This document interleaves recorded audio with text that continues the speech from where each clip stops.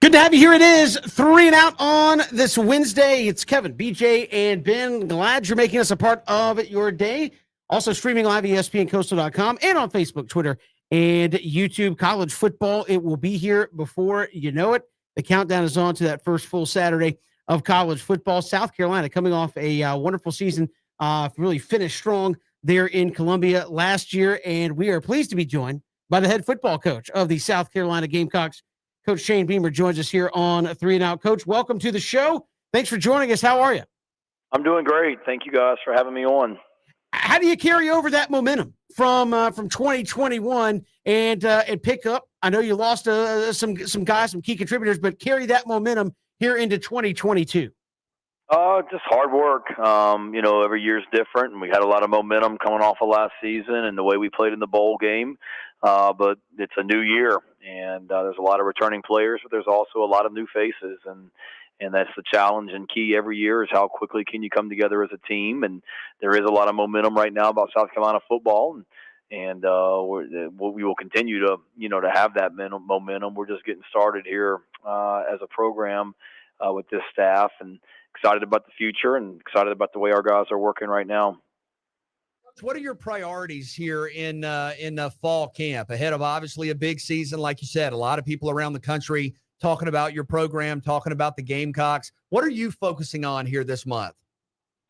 Just that, like I said a minute ago, coming together as a team and realizing that there's a lot of new faces and how quickly can we come together and gel as a team. And we've certainly got some competitive, position battles to see who are going to be the primary guys at those positions, and as well as some depth. And there's a lot of positions where we know who the starter is, and we know maybe who the backup is, but we're trying to figure out who the guys are that can help us beyond that. So there's a lot of question marks at all positions right now, and that's the whole thing with preseason practice is trying to identify and figure out who the personnel is that we can count on this year. And, Coach, I know he's already been on campus a little while now, had a chance to play in the spring game. You talk about those new faces, none bigger than a guy like Spencer Rattler coming over from Oklahoma. How has he looked? And obviously, what do you like about his game to be able to translate, to a very, very, very, very talented SEC East this fall? Yeah, well, he's a winner. Guy hasn't lost a college football game since September of 2020, if I'm not mistaken. So he's been through the battles. He's a talented quarterback, and he's the least of my concerns. He's got to continue to learn what we do as an offense, and cramming, if you will, to learn this offense in a short period of time. But his intangibles and what he's about speaks for itself. And now it's just up to us as coaches and players to be well around him and do a good job around him, like at all positions, but, certainly with Spencer for sure. Shane Beamer joining us here on 3 and Out. And, Coach, you just mentioned finding that depth. You talk about Spencer Rattler coming in at quarterback, but last year, at one point, you were down to Zeb Nolan, who was a guy that was not even going to play for you last year. What kind of did you learn from that process where at some points you were literally having to make do with some guys that you probably weren't expecting versus now having a little bit more of a complimentary roster full of guys? What did you learn about having to make do at spots last year here moving forward into year two? Yeah, it's just it's an old cliche, next man up. And for us, it's just that, we didn't sit around last year when injuries happened, and it wasn't just at the quarterback position. I mean, we lost our starting receiver in the fall. We lost our starting offensive tackle early in the season. We lost our starting middle linebacker in the third game of the year against Georgia. And unfortunately, injuries are a part of it. We don't sit around and worry about what we don't have. Let's figure out a way to win with what we do have, and credit our players and staff for doing that and being a resilient group and just finding ways to continue to move forward and continue to get better, and that's what we did. And so obviously nobody expected to have to start 4 different quarterbacks last year because of injury, and playing a graduate assistant is unprecedented. What we did for sure, but credit the people in this program for overcoming it. Defensively, where do you feel like you guys are? And obviously to win games in the SEC, you got to be able to be good on that side of the ball. And I know a lot of big time playmakers on offense, but some experience back on defense as well. Talk about that group. Yeah, it's a really good group. It's experience and some guys that have played a lot of snaps, and certainly some people that we got to replace, some key figures, but a group that played well last season, and like everybody here in this program, trying to working really, really hard to take the next step. And Coach, I know when it comes to like student athletes now and how the changing world or the different things that they like right before SEC Media Days, man, you became a TikTok superstar. I mean, walking in, putting the shades on. It seems as though you're having fun, Coach. Talk about being able to adjust to show these players, look, if I expect you guys to go out there and do the things I expect you to do, if I got to put on a couple of glasses, do a TikTok video to bring the camaraderie together, talk about, having that experience and seeing it definitely went viral. Yeah, that's what it's all about. Certainly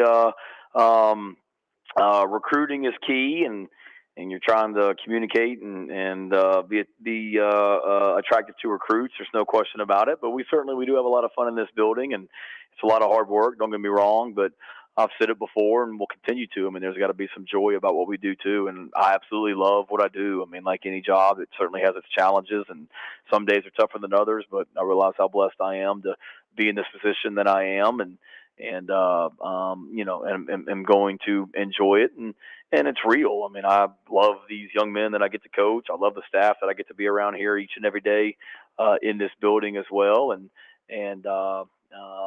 we try and make sure people realize, that's what we're about here in this program, and that was one way to do it for sure. Shane Beamer joining us here on 3 and Out. And Coach, you play in the SEC East. That's where the defending national champion resides there. Speak to coaching your team and guiding your team through an 8-game SEC East schedule. And as a staff, how do you kind of see where you guys fit in that East battle, and what are kind of your internal goals for continuing to climb up that ladder, knowing the teams that are right there inside the SEC East? Yeah, the SEC in general is the toughest conference in America, and that's not even, that's not debatable. And you got the defending national champion in our division, and certainly teams at Kentucky had a fantastic year last year, and new staff at Florida, and Tennessee, new staff, Missouri, Vanderbilt. I mean, there's some great teams in this division and this conference in general. And, like all of them, we're probably the same way. We're trying to worry about, what we can control, and it's being the very best team we can be. And, when you come to South Carolina to play and coach, that you're going to play against the best. And, that's just part of it. I was a graduate assistant at Tennessee in the early 2000s. And I was, when Tennessee and Florida were going back and forth every single year, and was a great rivalry that typically determined who was going to be playing in Atlanta. So it's nothing new for me, and it's part of being in the SEC. And as a competitor, you love it, the opportunity to compete against the best week in, week out. What's the biggest key to being consistent in a league like this, where, like Kevin said, you have Arkansas on the road in week 2, then you have Georgia. You talk about Texas A&M. I mean, just every week, Florida later. What's the biggest key to being consistent throughout a schedule like that? One, certainly got to stay healthy. There's no question about it. But I think it's just, not getting too high and not getting too low, not getting too high after a win, not getting too low after a loss. Because, in this conference, you have a great win, and there's no breathing easy, because you got a lightweight or an easier opponent coming in the next week. You got, you got another fantastic team that you get ready to play. So for us, it's very much just, process oriented, and let's work really, really hard during the week. Let's do the very best that we can be to be the very best team that we can be on Saturday. And then after that game, win or lose, learn from it, things we did well, things we didn't do well, and get ready to go again the following week. And that's the biggest thing for me, is just, one, staying healthy, obviously, but just the consistency and the steadiness as you go through it. Coach, obviously, winning is the bottom line. When you talk about, what you do every day, helping these young men become better men on and off the field is what you pride yourself in doing. But the culture of a team, every team's culture is different. Now, one team's culture is the same. Talk about the culture of South Carolina, and always building on that. Yeah, culture to me is the environment here in this building. I mean, when somebody walks into our building each and every day, what does it feel like? And what's that vibe? And certainly when you come in here, it's hopefully a lot of joy. And we got some great people in this program that, truly care about one another and all working for the same goal and in the same direction. And I think that's evident with the way that we do things. Shane Beamer, head football coach, South Carolina, joining us here. And Coach, finally, you're at a place in South Carolina. What did you expect when you took the job? I mean, it's a passionate fan base. Win or lose, they're supporting the Gamecocks. But obviously, the way you finished, what has it been like for you? What did you expect coming in versus kind of what you've seen from the South Carolina family community, the fans around this football team, and how much it can be now that you guys are turning a corner here? Yeah, everything's been what I expected. I was here before when we were winning at a high level, and I know how passionate and loyal our fan base is. And if anything, they've only gotten stronger in the 10 years that I was gone, and they've been fantastic. It's a fantastic place to coach. It's a fantastic place to live and go to school. And the big reason for that is our fan base. So they've been exactly what I thought, and so fortunate to be their head coach and excited for the future.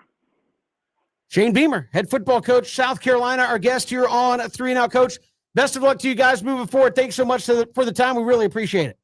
Yep, you bet. Thanks for having me on, guys. Y'all have a good week. Take care. Will do. Shane Beamer joining us here on 3 and Out. And as he said, really picked up a lot of steam at the end of last year. BJ, he was, I believe, there in the Steve Spurrier years at South Carolina, won at a high level, sees what it can be, and is trying to do that again at South Carolina. Again, you're coming along at a time that Tennessee's trying to do the same thing.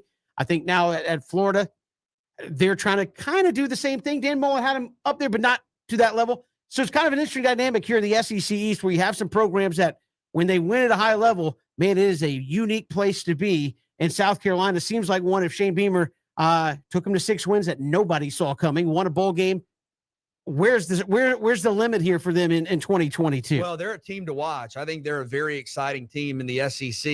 And you're exactly right. A lot of people forget that he was a big part of that success when you think about, kind of the dominant run of South Carolina under Steve Spurrier. Shane Beamer was helping to recruit a lot of that talent, was on that staff. He knows the program well. He knows the expectations. He knows the culture. And yeah, I mean, Kevin, what you mentioned, people forget about that too. You go back to the start of last season with South Carolina's quarterback situation, and you're looking around going, wait a second, you're taking a guy who is Zeb Nolan. Yeah, and you had to. You had to go to a grad assistant to play quarterback, and you were able to manage that. You were able to find success in year one in the SEC. You won the Duke's Mayo Bowl and, had fun with all that with DK Joyner making plays and it was a fun season to watch South Carolina find ways to win, find ways to adjust, find ways to succeed. And I think the foundation that was laid is one where everybody in the SEC East and in the league at large knows that South Carolina's on the rise, knows what the Gamecocks are doing. And they had injuries all over the place last year, not just quarterback. A lot of guys are healthy now. They've recruited really well. Then you asked about Spencer Rattler. I mean, this is a team that has a chance. Look, Georgia's a clear favorite. Right. That goes without saying. But when you start talking about who's number 2, I don't see any reason why South Carolina is not in that discussion.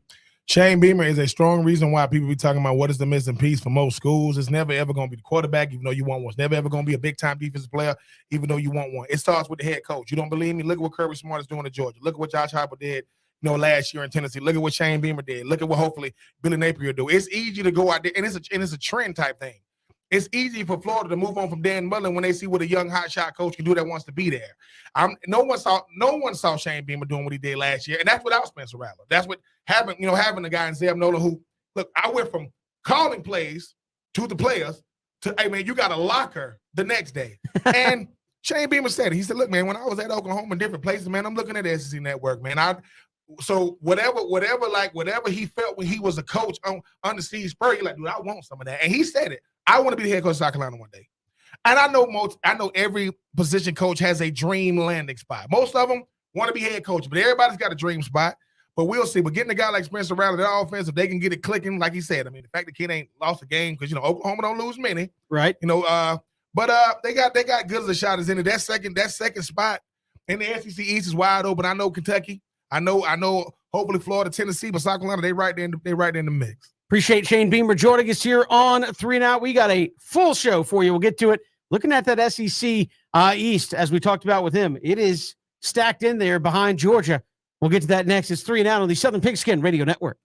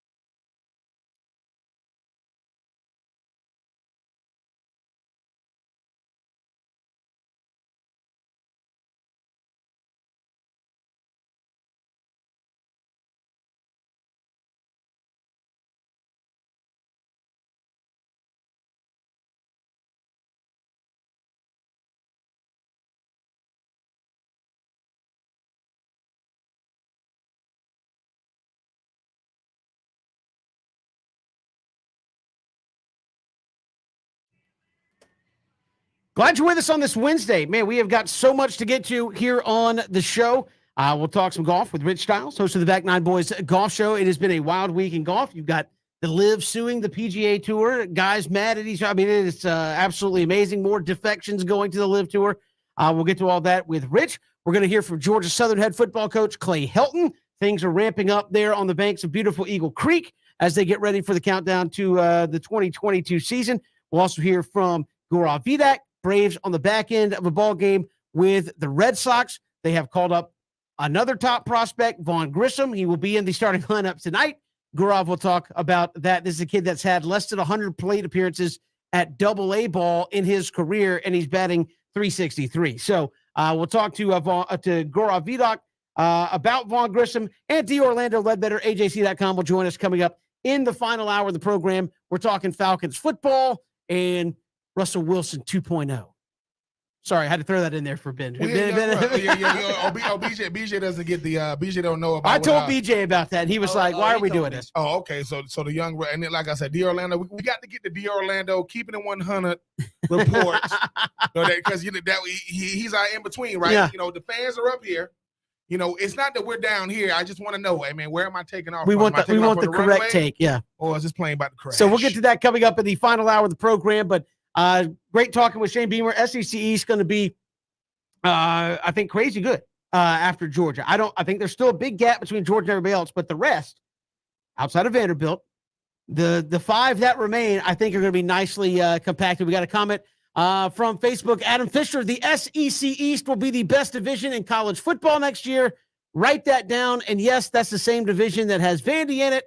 Appreciate the comment, Adam, but the SEC West doesn't have Vandy in it, and it's a lot better. I mean, let's just be honest. Thoughts, reactions there to Adam's comment there on Facebook. I think Shane, Adam, I do agree. I'm biased. Adam. Come on, hold on. Do you have the Gator shoes on today? Is that what? No, I will say this. I can say this. I don't know if the SEC East is going to be the best division. I say the quarterback play might be. We were just talking about that in the break. I mean, Stetson Bennett, who is the most disrespected player in college football, is back. Then you talk about when Hendon Hooker was finally, inserted to the lineup, what he meant for that Tennessee offense. You talk about Anthony Richardson. You talk about Will Levis. You talk about Spencer Rattler. I mean, Shane Beamer. 1 year in the SEC, he goes, look, dude, I need a quarterback. I need a quarterback that plays quarterback, not one that call plays, not one that's, trying to help the quarterbacks get better. This will come down to the quarterback play, though. Led by Stetson Bennett, right? Hendon Hooker, a full off season. I'm going to be the starter. How is that going to look for Tennessee? Will Levis doesn't lack confidence. I don't agree with his coffee choices and the kind of stuff he put in that, but hell of a football player. Anthony Richardson can be as good as he want to be, but he got to be able to do the mundane. Every time I think about Anthony, I think one thing. Can you do the normal before you do the abnormal? We know you are abnormally talented. Can you do the normal stuff like, throw the ball away on third down? Don't try to take on defenders. But the biggest question mark in the SEC is Spencer Rattler. Spencer Rattler could be really, really good, but he's no longer with the team he used to be with. And it's not because he's not talented. It's because he got beat out. It's because, okay, well, I came here to be the man. And I was, some publications, he was the number one recruit in the country, depending on who you ask when he came out. Now he's in the SEC. There is nothing wrong with going to the SEC, by the way. But the thing is, we don't know. Like, everything that's negative about a player at a previous school is going to be, they're going to make sure they protect you at your current school. That's what they're supposed to do. But his play will do the talking for him. Did not go to SEC media days. I think that's by design. As Shane Beamer said, let me protect this guy, because if he goes to Atlanta, it's Oklahoma this, Oklahoma that, Oklahoma. No. I just want him to play. Look really, really good in the spring game. It's gonna come down to quarterback play. As great as these defenses are, they don't score points. And unless you got a 2021 Georgia defense, I'm sorry, you're gonna have to stop somebody. I just think, for my money, the guy that's in the best position is Stetson, because he did it without a number one receiver. Taking nothing away from Brock Bowers. That's hard to do. 30 touchdown passes is hard to do. Anybody can take 30 touchdowns. I don't care who you are. Hendon Hooker is going to be on the best offense because he's already been in it, and it's going to be high octane. They're going up and down the field. Will Levis got the best run game. Let's call it what it is. I got the best run game to complement the passing game. Anthony Richardson is talented. Listen, Shorter and company, I know they're going to run the football, but we got to see it first. I know what Billy Napier wants to do on offense. but you got to see it first. And obviously, Spencer Rattler is the question mark. I do think the SEC East is going to be loaded. I do expect Georgia the quarterback play is going to be really good. I don't think it's better than the West still. I mean, this is the thing. It's still got a ways to go in my opinion. This is the thing, right? Yeah, you got the Heisman Trophy winning over there, right? Boom. Right? You got the Heisman Trophy winning. Yeah, but to your point, though, about the quarterbacks, and I agree with you at large with the division. I mean, Vandy hasn't won an SEC game in 2 years. But Ben, to your point about the quarterbacks, I mean, go through them. Stetson Bennett finished in the top 5 in the country in passer rating. And, oh, by the way, won a national championship. And let's not forget, he was the MVP of the semifinal game and the MVP of the national championship game. I mean, that was about as good of a season as you can have. Okay, Hendon Hooker finished in the top 5 in the country in passer rating. Right there was Stetson Bennett. And you guys know that's a stat I love, the passer rating stat. He also helped get Tennessee back into the postseason. Didn't start the whole year. No. Might have had bigger numbers had he started the whole year. Okay, you talk about Spencer Rattler. You're looking at a guy that some people said was the Heisman Trophy, favorite at one point, number 1 overall pick, favorite at one point. I have seen mock drafts, and I know this changes, that have not only Will Levis, but Anthony Richardson, both listed as first-round picks. And I've seen some mock drafts that have them in the top 15, both guys. And Spencer Rattler could be a first-round pick. I mean, I think expectations are high for Brady Cook. At Missouri, Vanderbilt, maybe it's Ken Seals. We'll see, but I think that to your point, Ben, this group of quarterbacks is really, really good. And it starts with Stetson Bennett and Hendon Hooker, top 5 in the country in passer rating, both of them. Spencer Rattler comes in. I mean, I'll ask you guys this because I don't know that, and he did look good in the spring game, but I mean, when you look at Spencer Rattler and talk about expectations, do you think you're talking about 20 to 24 touchdown passes? Do you think you're talking about more 25 to 30 touchdown passes? I mean, how do you get a sense for what maybe realistic expectations are?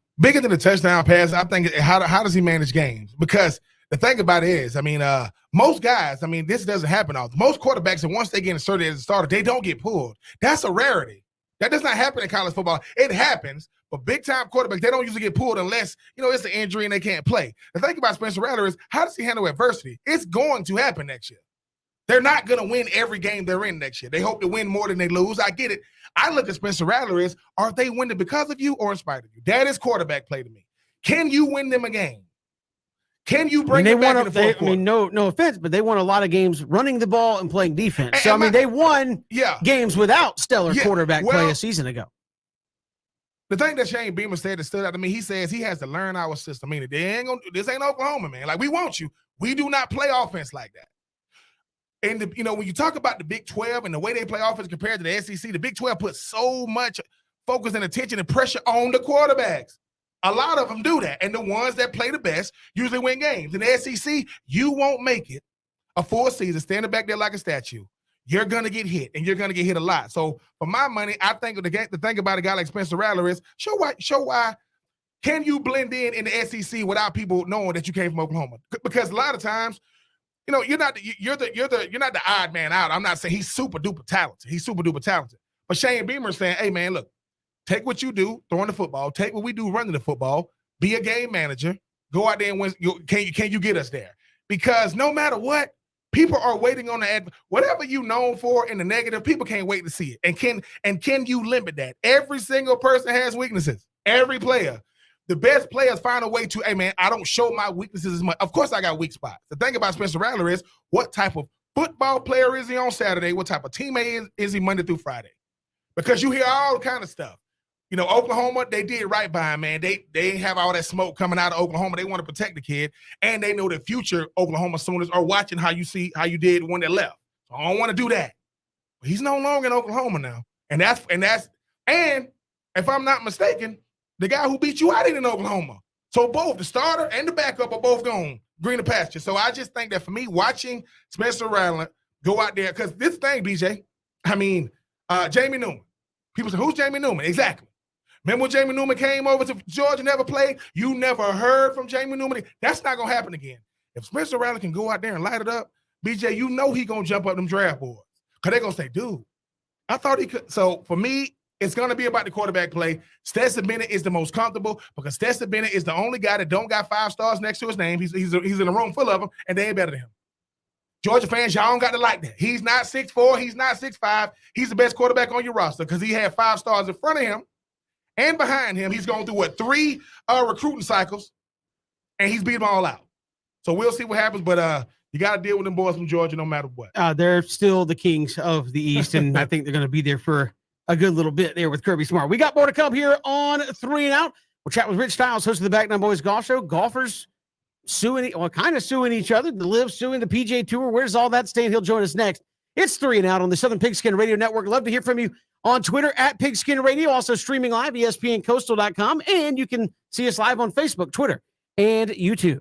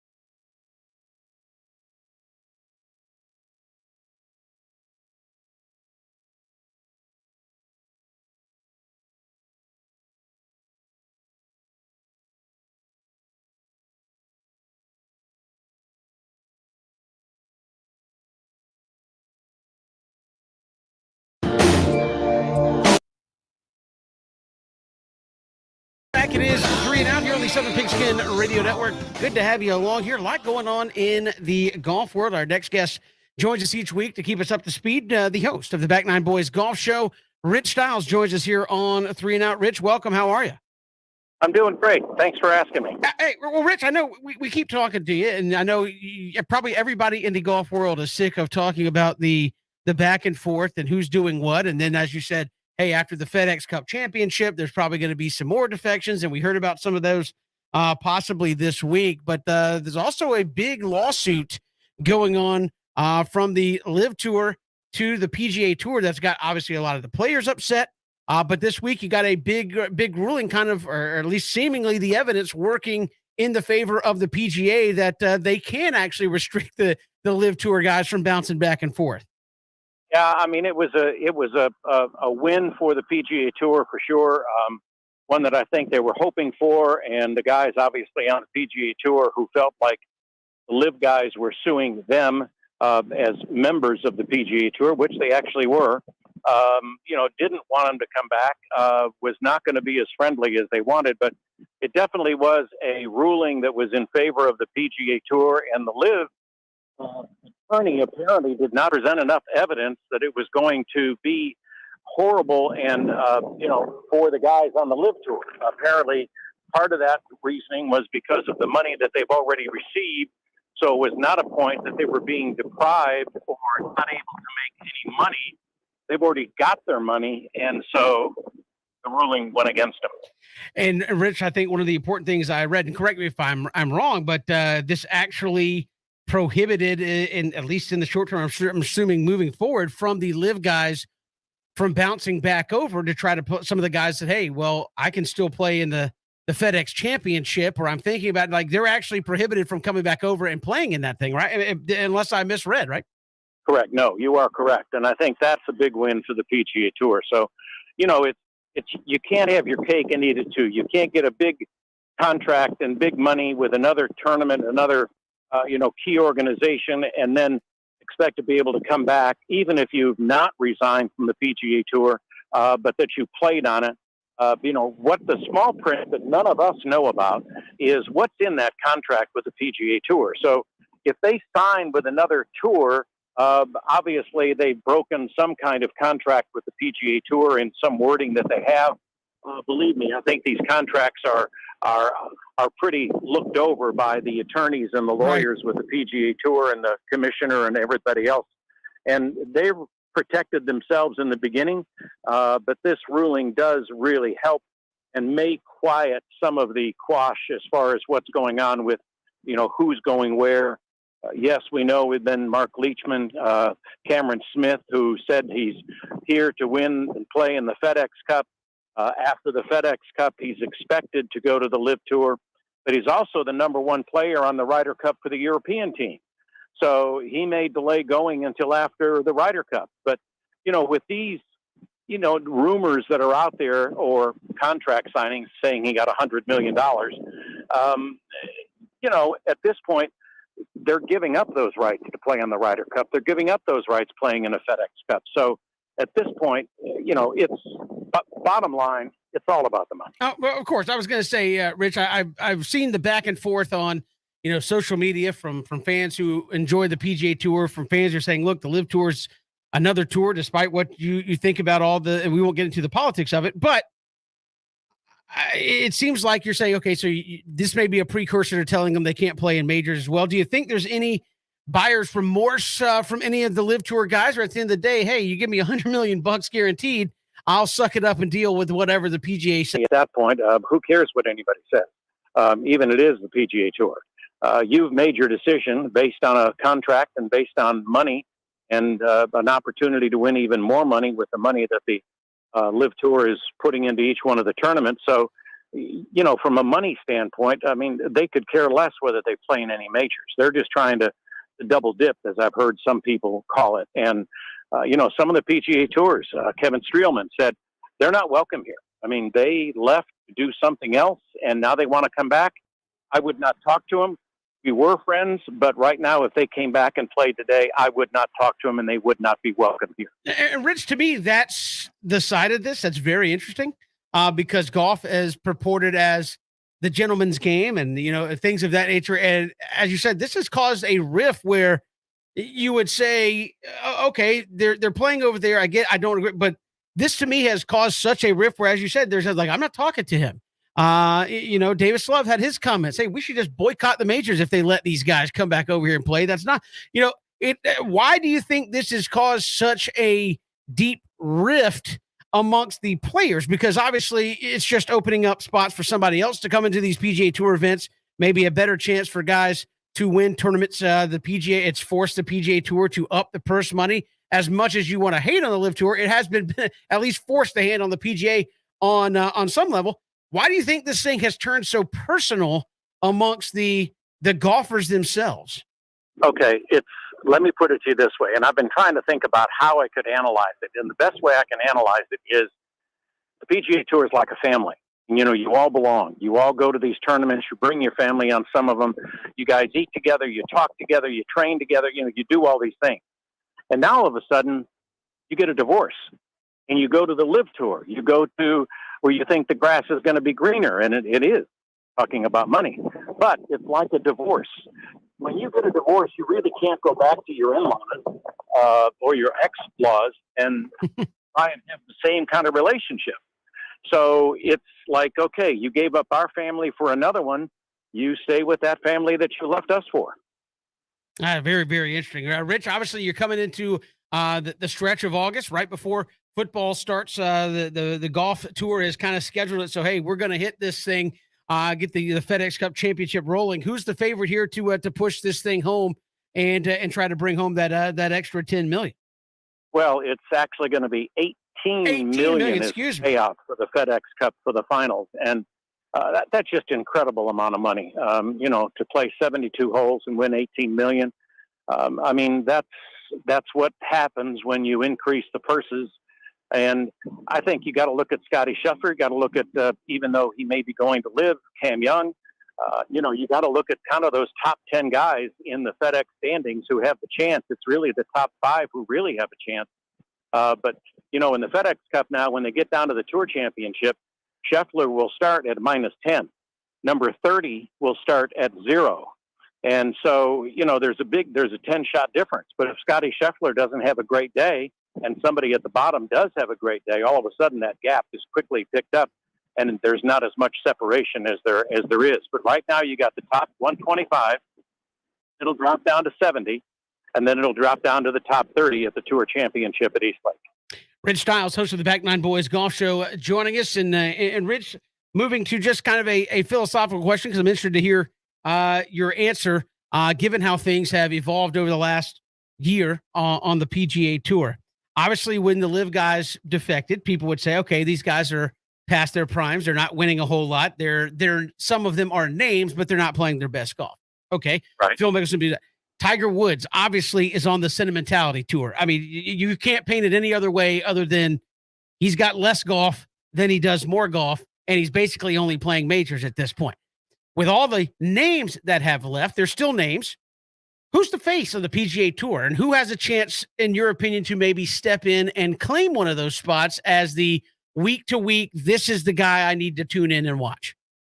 Well, I think you've got 3 or 4 people. I don't think it's just one. But, if you look at what's happened this year with, Tiger only playing a couple of times, his body is just not going to be able to play like he used to 4 competitive rounds of golf. I think you got to look at a Justin Thomas. You got to look at a Cam Smith who's been playing good. Cam Young, who put himself into second place at the Open with an eagle on the last hole, forcing Cam Smith to make a birdie to win the Open. You got to look at Scotty Scheffler.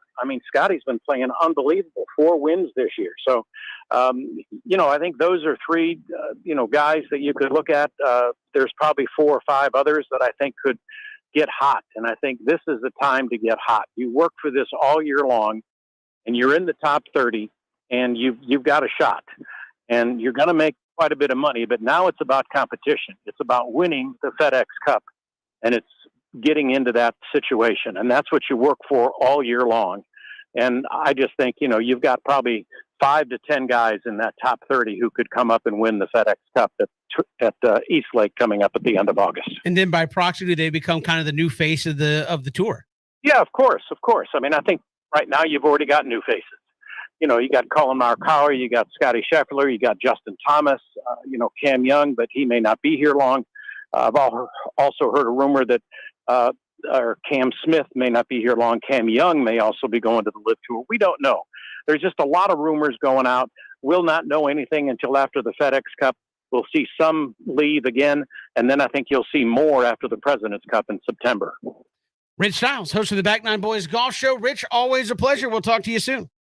All right, guys. Take care. Thanks. Appreciate it. Rich Stiles joining us here on 3 and Out. As the golf world turns, we say it every week. It's just drama after drama after drama about who's staying, who's going, and who kind of takes over as that face of golf. Nobody's certainly going to do it the way Tiger did, but do you even have two guys who can play off of one another the way Tiger and Phil did to create that week-to-week drama? We got more to come. Here it is, 3 and Out on the Southern Pigskin Radio Network.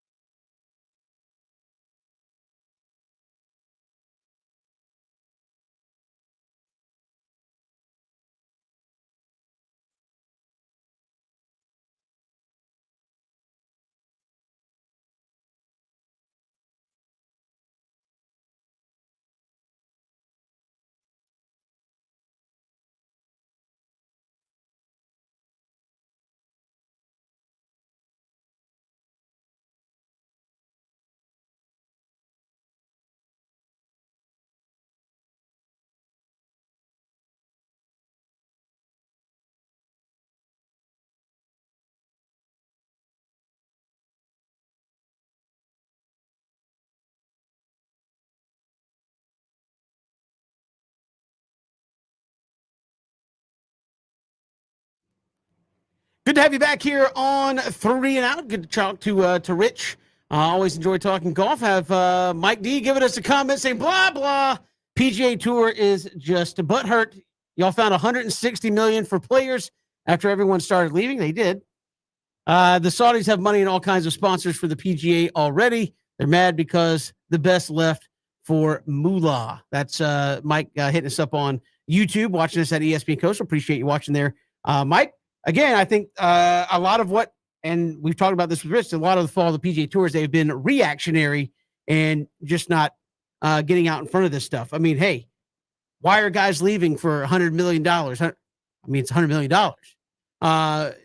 Why is they're making more some in one weekend than the guys who win the FedEx Cup? It's 18 million. Yep. Well, some of these guys are getting guaranteed 10 just for showing up. And their caddies are taken and care their of. caddies are taken care of and transportation. So they're forcing the hand of the PGA Tour. And I agree with the politics. I also understand, hey, there's people that got investments in companies all over the place. And if you start digging deep enough, I'm sure the Saudis have money going into the PGA Tour on some level.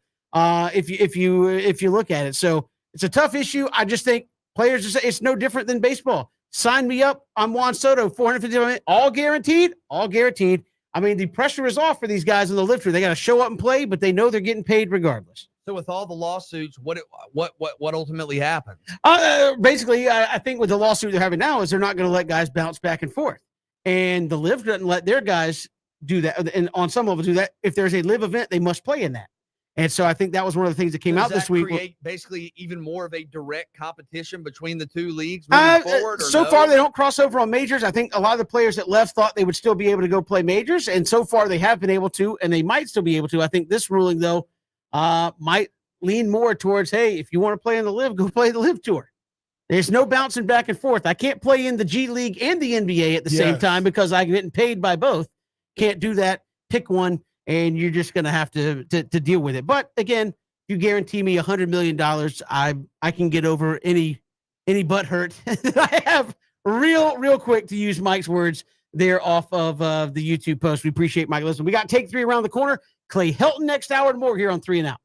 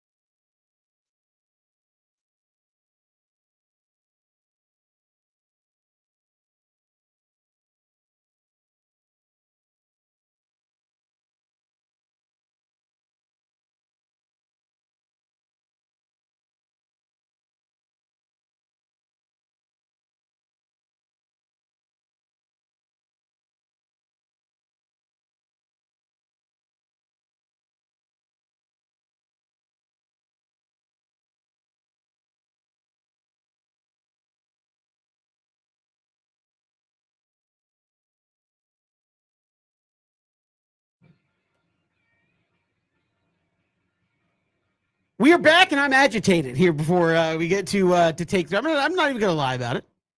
We got a lot to get to this hour. Clay Helton going to join Is us. this about the ice cream or the s'mores? We'll get to that coming up. I'm still not wrong.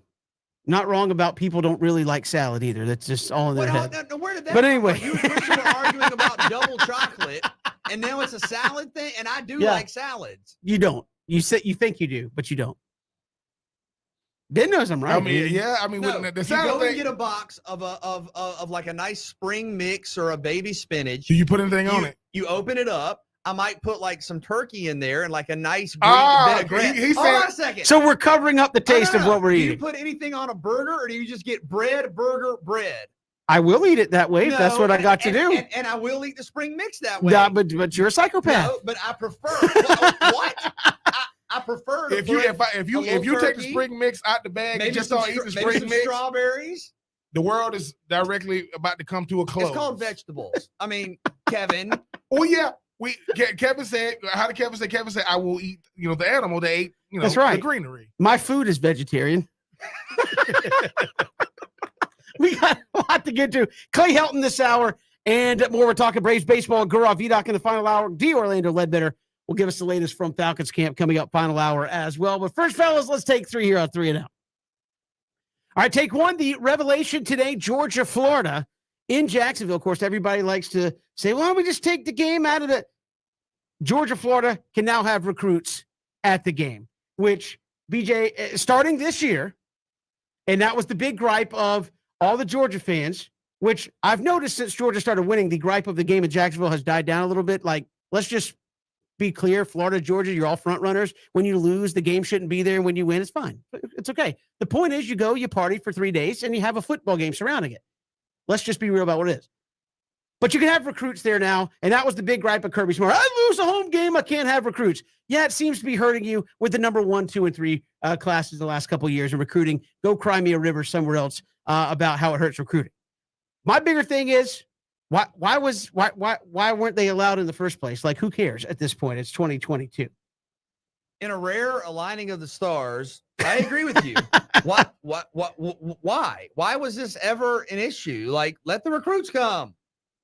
And the game should be in Jacksonville. I mean, Ben, obviously I defer to you on that. I mean, you played in it. You're in the Florida Georgia Hall of Fame, one of the great players to have ever played in the series, but the game should be in Jacksonville. It's one of the special venues. I know that's not the question, but it's one of the special, venues and traditions in college football. But yes, let them bring recruits. I mean, it's Let 'em 2022. experience it. If it's an open recruiting period, I don't see why you can't have recruits come to any game that you're playing in. This I mean, seems as far as the logical. home, This seems logical. It makes sense. Seems fair. I don't see the problem. Let recruits come. Let them experience the tradition. Let them experience the scene, the atmosphere, the game.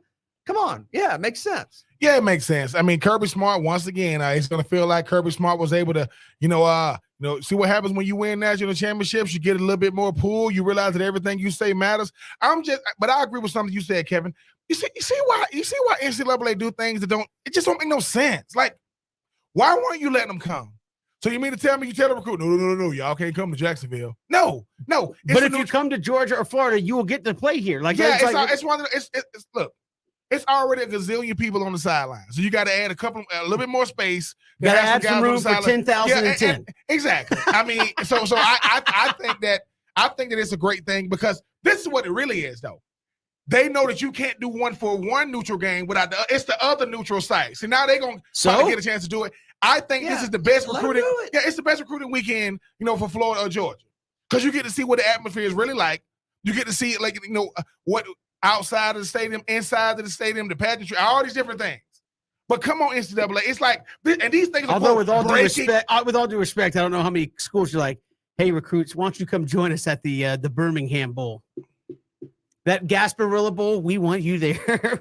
Why? Because there'll be more of you there than the fans of the stands. Hold on, but always remember this. Remember this, though, Kevin. It comes down to simple this. Listen, if I'm a recruit, I want to get catered. I want to have something on my recruiting visit that no other player got. Hey, man, what recruiting weekend did you go? Oh, I went Florida, Georgia. I went Georgia, Florida.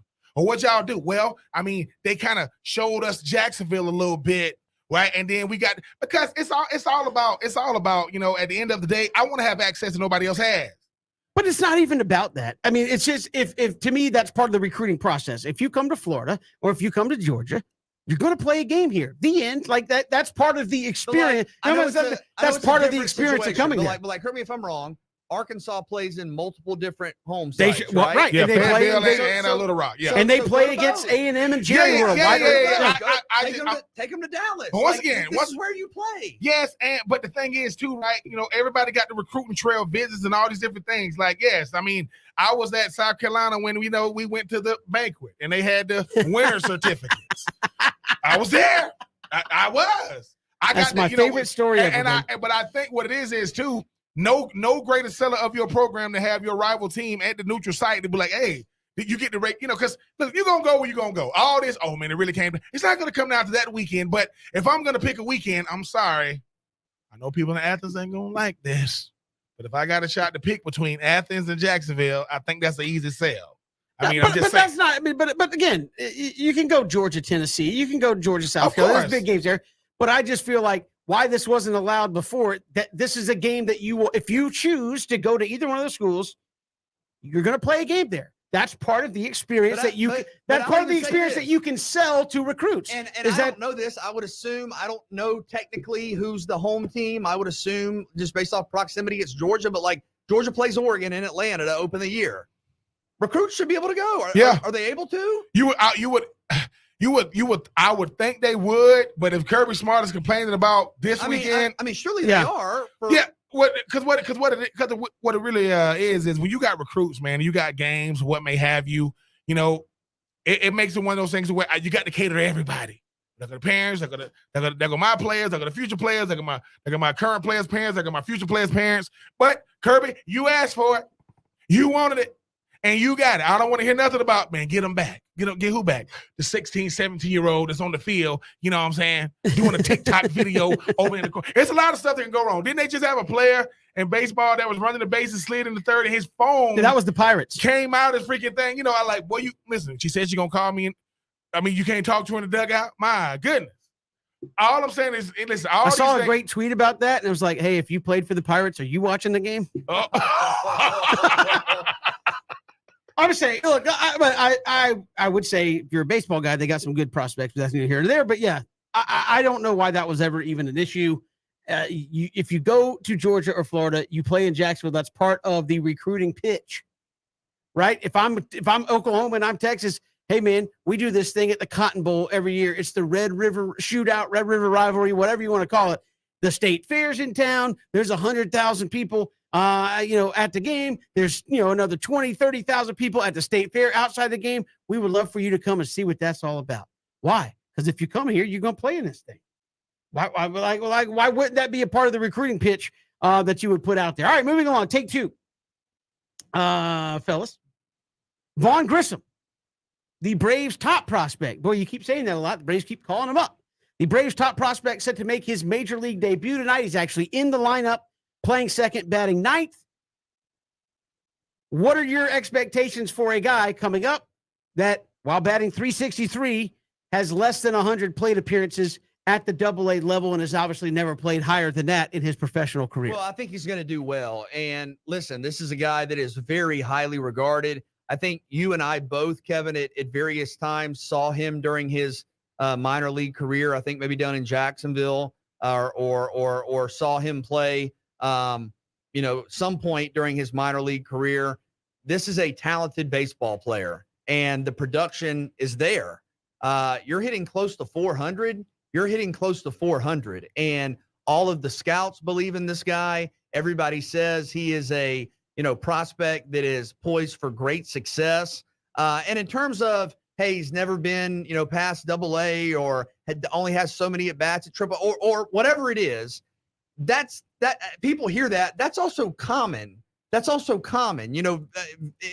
not always as simple as I think sometimes there's a misnomer that in baseball, a prospect goes from rookie ball to single A to Double-A to Triple-A and then the majors. It doesn't always go that Michael way. Harris. Right? It doesn't always go that way. There are a wide variety of reasons. Sometimes a prospect has shown enough that they don't need to go to Triple-A. Sometimes Triple-A, and I know you've called it this before, Kevin, can be kind of like 4A, where it's guys that are back and forth between the roster. Maybe they're guys that are in their 30s. Maybe they're guys that are on injury rehab, whatever. Sometimes some of your best prospects are at the AA level. And you're talking about guys that still have a lot of baseball in front of them. I'm excited that he's in the lineup tonight. I like that. If you're going to bring a guy up and he's going to play, let's get him in the lineup. What Whoa, that's a very, very recent change of yours. Right, but what I'm saying is, if you're going to bring a guy up, my only concern would be, do you kind of make whatever the pressure is worse if you say, all right, Vaughn or Michael or whoever, you're coming up, you're on the roster, you're on the big league club, but wait a couple days, wait 4 or 5 days. To me, let him play. Yeah. He's been playing well. Yep. He's hitting close to 400. Yep. He's got all the skills. Now, unfortunately, in the middle infield, you've had injuries. You've had injuries to Ozzie. You told me, I fell asleep. You told me Orlando He has a hamstring injury. Arcia got hurt, unfortunately. 10-day injured list. Right, Yeah. and I think Grissom is a guy that has a chance to stay. Look, you've been trying things. Yes. You brought in Robinson Cano. Yes. And with all due respect to Robinson Cano, you better get them jerseys while they last. he's at the end of his career. He's an older guy. Yeah. He's had injuries. So I think you should be excited. I think there should be optimism around this. I can't wait to see him play offensively, defensively. And look, with a team that is believing it can compete, right? I know it didn't go well against New York, but countless teams have won the World Series winning the wild card. And I'm not saying you can't win the East. You made moves at the deadline. You've brought up prospects. You're going for it. You're being aggressive. And I think that's what you want out of a GM. That's what you want out of an organization. And I think everybody should be very excited about Vaughn Grissom tonight. I'm very excited about him because he's on a team that matters, and in a position that matters. You are bring you up in a position of need. And the thing about it is this: there is no such thing as the right time when you call somebody up. Call them up, call them up. They got look. The Braves farm system has been as good as it get, and unfortunately for Vaughn, they expect him to work because of everybody else. Austin Riley, Michael Harris Jr. But he's coming to a team to where we're bringing you up first for your glove and whatever you give us at the plate. Now, obviously, what you've been doing has been great. Michael Harris, you wasn't even focused on what he gave you at the plate because his glove is so elite. Vaughn Grissom come to a team that said, look, man, listen, I don't know if Vaughn is the youngest guy in the bigs now because I know Michael Harris Jr. was the youngest. But when you bring a guy up, it's about bringing him to a culture that's welcoming. Ronald Acuna Jr. ain't like he's 30 years old. He's 23, 24 years old. He sees Michael Harris and he sees Austin Riley. You got guys young enough in your age to say, hey, man, it's cool. Go out there and just be you. You know how much better you are as a player when there's pressure because you're in the bigs. Everybody got pressure on them. But it's a different kind of pressure when you say, no. Just be yourself, man. Listen, get comfortable at that plate. Show what you got at second base. Yes, that's Ronald Acuna. Hey, it's right there. Look at Michael Harris. Yeah. Now go Austin Riley. Yep. Austin Riley, big as hell. Look like a linebacker. There he is. Right? But you on the team with him. I think that the thing about Alex Anthopoulos, he says, look, I got to bring him in a situation where we always gonna matter. We in the thick of it. That means that what you do with your glove matters. Now, don't look like Marcelo Ozuna at the plate. You don't want to look like that. But I think that a guy like Vaughn Grissom, when they say welcome to the bigs, man, I think it's a real welcome because you come into a Braves team. It's one of the best teams in the bigs. One of the best stars, some of the best stars in baseball on the same team, but you get to be yourself. If baseball is baseball is a different type of team game because you got so many moving parts to it. But when you can bring a guy in and just tell him, hey, look, man, it's crazy. Yes, we are star-studded, but we got the best culture in baseball. This is the best. Ask anybody that's played here. Ask Jock Peterson. Ask Soler and those guys. Ask those guys that's been here what it is to play here. But Kevin, you already know. BJ, you already know. If he get to the plate and he do Jason Hayward and he goes yard, there's nothing you can do. We would love to see it, but hey, Vaughn, man, welcome to the bigs, man. Hopefully he can go out there. Hopefully the big game jitters don't get to him. Michael Harris has done a pretty good job of settling in, so to speak. All right, moving on. Take 3. Today is National S'mores Day. Where does s'mores rank as a tasty treat? Very high? No, very highly? Are they in your top 5? Nope. Well, how do you when we talk about tasty treats, are you encompassing anything Anything that has that- any element Anything of that's sweetness? eaten like post meal, Okay. you know, like If you're talking about or a snack, any, I guess. any and all things that could be considered sweet or a snack, I would probably say no, not in the top 5, but they are very, very good. You're talking about chocolate, hot chocolate, melted chocolate. You're talking about marshmallows, melted marshmallows that get all fun and all that. You're talking about graham crackers. which are Marshmallows good. get all fun. Yeah. Okay, I was just making sure I heard you correctly. When you roast a marshmallow, that's not fun? It's all right. Tell me that's not fun. I like burning it, but I Okay, mean, it's no, like I that's don't know what if I I'm want to eat it. saying. Like When the you thought of crystallized burnt Look, sugar on the outside, no. like that When does you not appeal. roast a marshmallow, that is fun. Everybody listening knows that, okay? When you roast a even if you put it in the microwave, it's fun. It comes Yeah. out messy, it's gooey, whatever. It's delicious. I'm not saying That's it's even worse. No, I'm not saying it's every night. I'm not saying it's every day. I'm not saying it's number one, like you said, in the world ever ambiguous of all snacks and all sweets and all treats. But s'mores are awesome. S'mores rock. Let's go s'mores. It's not, look. National S'more Day. At the end of the day, listen, when it comes to sweets, right, I'm a sweet connoisseur. Yes, I will stand tall I will die on that hill. You already know that. But if somebody said, when's the last time you had a s'more? I'm like, man, it's been a long time. Yes. A long time. Now, is s'mores good? Yes, because it's foolproof. Love graham crackers, love chocolate, love marshmallows, right? Now, Christian Gokel kind of came at Kevin. He said, what if you got milk chocolate? What if you got white chocolate? Let's not even start that. What if you got dark chocolate? What if you got big marshmallows? What if you got the little itty bitty marshmallows? I mean, Kevin says, Kevin, if you got the triple chocolate s'more, does it kill your myth of there is no triple? No, you said the double fudge. I mean, the triple chocolate and all these different. I will say that's more of a kid treat. Like, hey, they where they're going, BJ, they tearing up your house. You hit them with the hey, y'all guys want to do some s'mores? Yeah, you trying to get them to, hey, I like s'mores. I'm not gonna turn it down. I'm not gonna turn it down. But National S'mores Day, Kevin is not a big s'mores guy. Okay, No, s'mores are overrated. So we have the stuff, and we're all at Kevin's house. Yep, S'mores are very much overrated. And I see it all, and I go, and there's already a fire in the back. Kevin's got a nice big fire pit, and all like that. And we go, y'all want to do some s'mores? Both of y'all are going to say no? No. I will start a fire and say go at it. What's going to happen is, right? Yeah, I'm gonna stick my marshmallow on my stick last. I'm gonna let the kids go out there, and and then I'm gonna try to. This is what I'm really gonna try to do. I'm gonna try to tell one of the kids, boy, you don't know what you're doing. Let me show you what I'm gonna eat his and mine, and I'm gonna leave. You ate my s'more, get out. But no, s'mores are good. Like marshmallows and chocolate. The end. Put whatever you want on each side, on the other side of it. The graham crackers, though, hey. That's all I'm saying. You could do a double. You could do all kind of stuff. I mean, the likelihood of me doing a double or a triple is happening. It's happening. I mean, BJ, we also did like a National Cheese Day, and somebody put Velveeta. So I'm just saying, there are people out there who are very weird. They did. That was Brooks Austin. Yeah, Brooks Austin. Brooks Austin is top 5 cheese. He had Velveeta 3.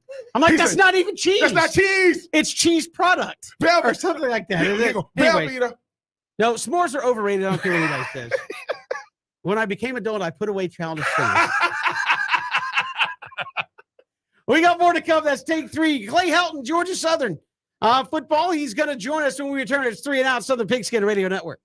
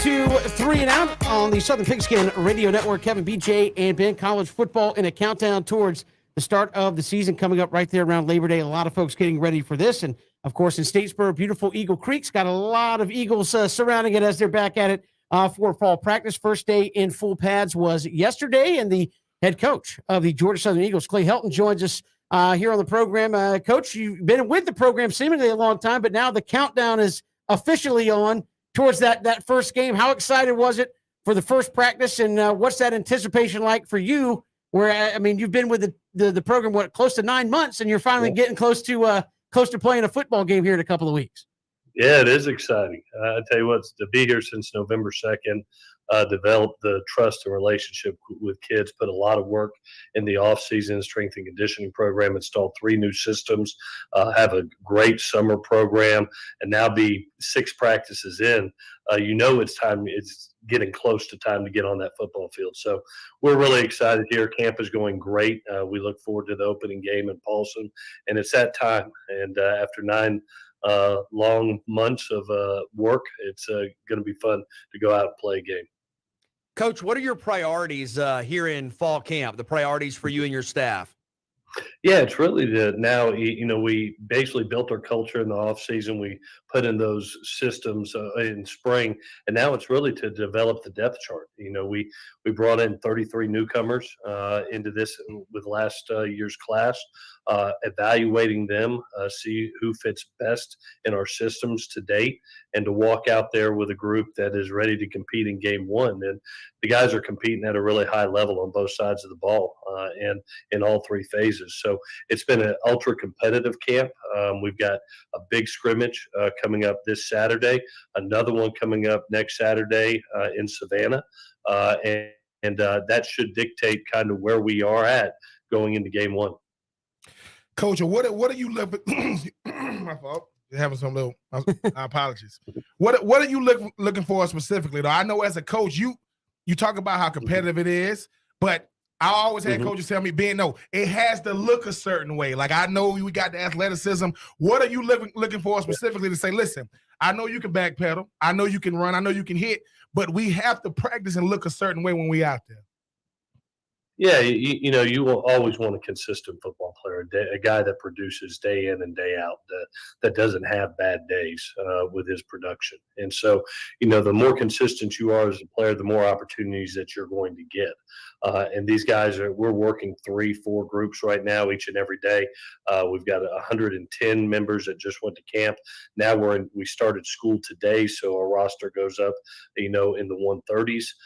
And so we have a full team now, and to be able to see those kids over the next 2 weeks, it's going to be a lot of fun, and see who is the consistent, who does produce each and every day, and who does it at the highest level. And the guys that play the best, no matter where you're from, no matter what class you're in, it doesn't matter how old, how young, this game is dictated on who's playing the best in the moment. Clay Helton, Georgia Southern head coach, joining us here on 3 and Out. And I know you're transitioning away from the option, not necessarily the Paul Johnson option, but an option-based scheme nonetheless. Have you found in that you have a lot of what I guess I would call hybrid players in that season? Has it been an easier transition because you have guys that maybe were running back and play slot, maybe they could play DB, have you found that kind of process to be interesting at, I guess, the versatility potentially of your roster here?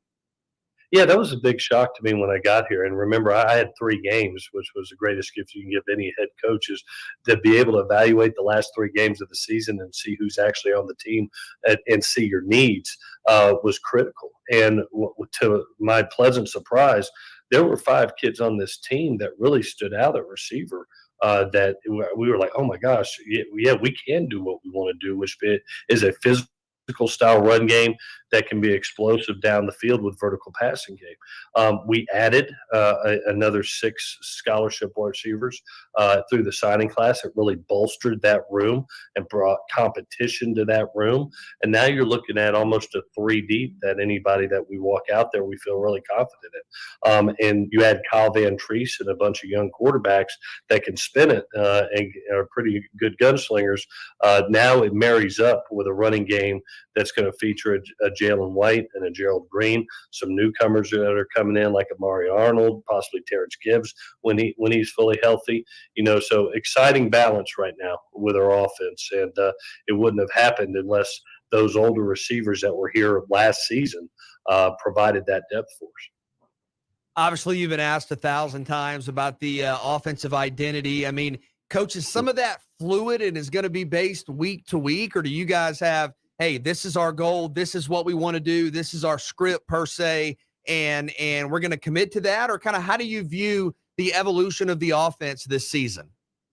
Yeah, we're 21 practices in. We've had 15, spring practices, 6 now in training camp. So we got a pretty good feel of where we're at, and we like our weapons. I think every skill kid on this team is going to be productive across the board at wide receiver, tight end, running back, quarterback. I like our offensive line.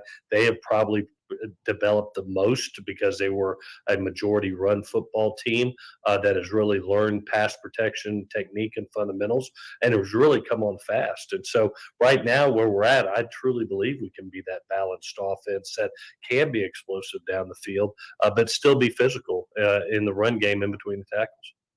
Coach, once Coach Ellis's offense is fully installed, obviously he wants to throw the ball a lot, wants to play the up-tempo offense. How much better is it going to make your defense? I know they're not going to see that type of offense every day in the Sun Belt, every week in the Sun Belt, but how much better does it make a defense to know that, look, man, if you can stop the pass, make a team, one-dimensional, it gives you a better shot of being, a top-ranked defense? Yeah, when you're playing the better teams in the country, and it doesn't matter if it's NFL or college football, you look at the teams that are elite in the country, they know how to throw the football. And they know how to get it down the field. And so to be able to do that on a consistent basis in every practice, you're going against the quality receivers and quarterbacks that our DBs are having to go against.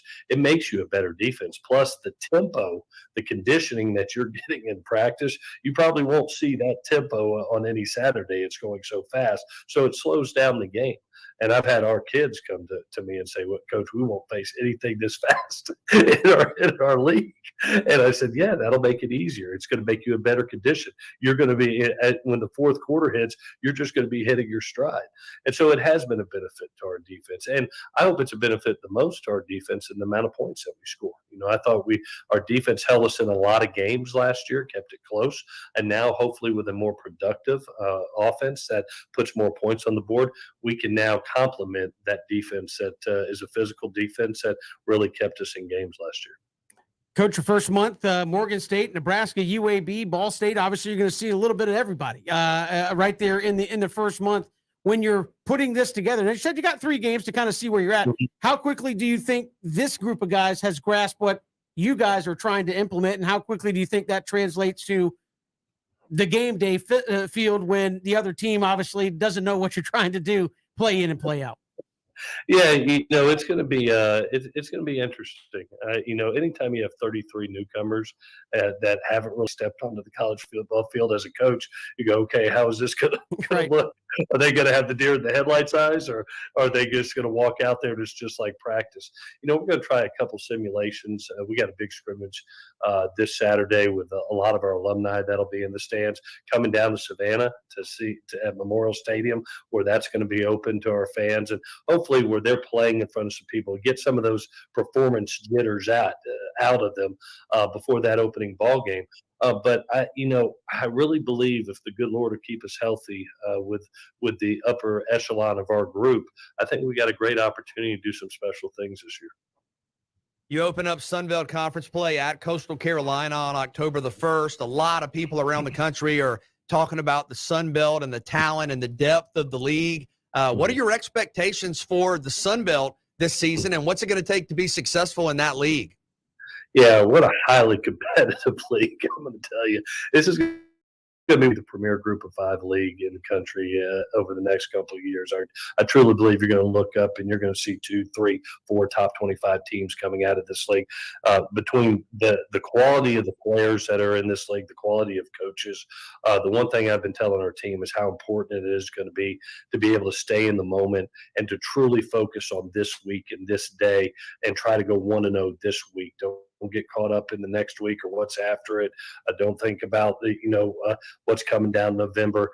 In this league, if you don't give your absolute best effort and focus towards the opponent that you have, and don't do the best job that you can do, you're going to get your butt beat. And so we know that, especially you look at that east side that has had a lot of success with the teams that have been over there in the past couple of years. We've got a huge task in front of us, and we're excited about that. That's why we all came to Georgia Southern to compete on a national level with quality teams, and obviously our presidents and Commissioner Gill have done a wonderful job at putting together an extremely strong league. Coach, as you mentioned, you've been there since November.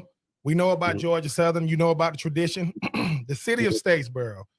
I mean, they've been embracing you since you've gotten there. I don't know I don't know how many restaurants. There's a bunch of them there these days. It's Statesboro's bougie these days, Coach. They got big time restaurants down there now. But talk about the city itself and how it's wrapped its arms around you and the missus and making sure you guys know that. We know you the head coach of Georgia Southern, which you're going to be the most visible person there. But how has the city embraced you?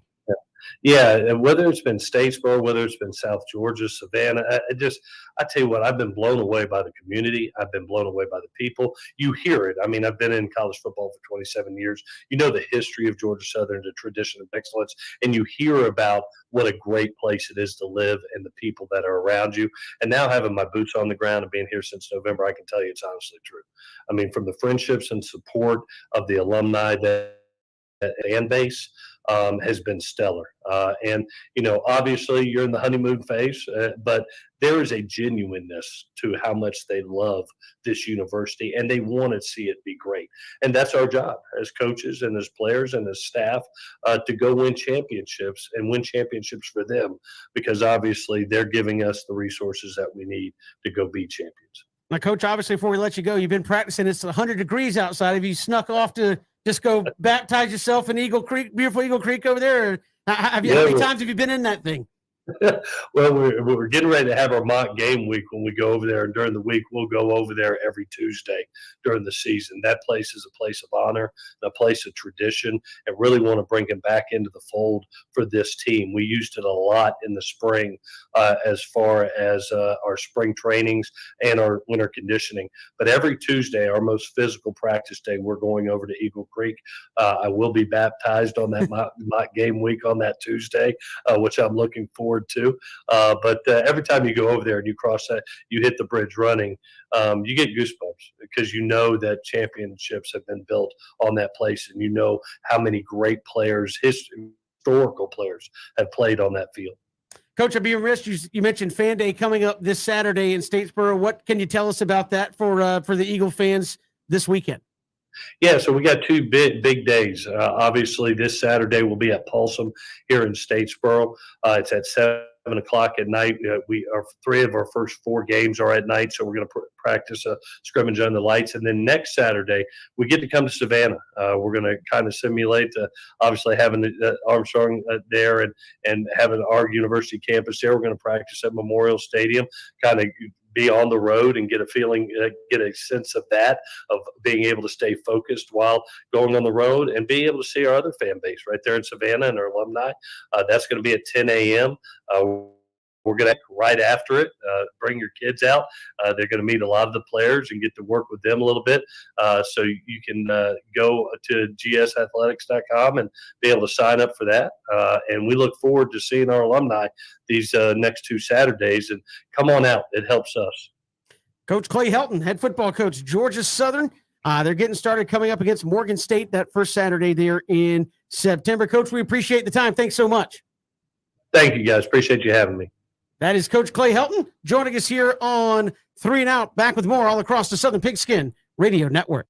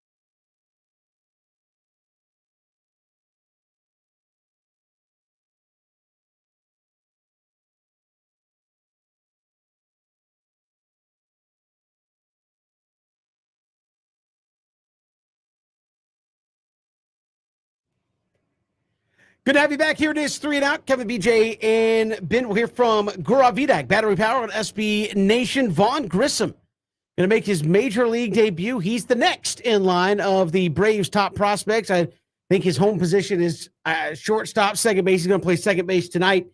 Hit ninth for the Atlanta Braves. We'll get to Gaurav coming up top of the last hour. D. Orlando Ledbetter going to join us.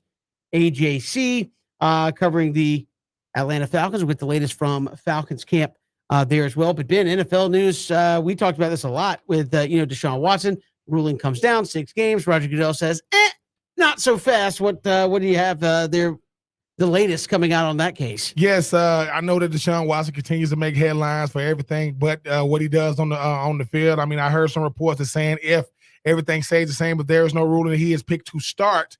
I think on Friday against the Jaguars. But the current trend when it comes to what's going on with Deshaun Watson is his fate is now in the hands of former New Jersey Attorney General Peter C. Harvey, who is overseeing the appeal. He was appointed by Goodell as agreed upon in the CBA.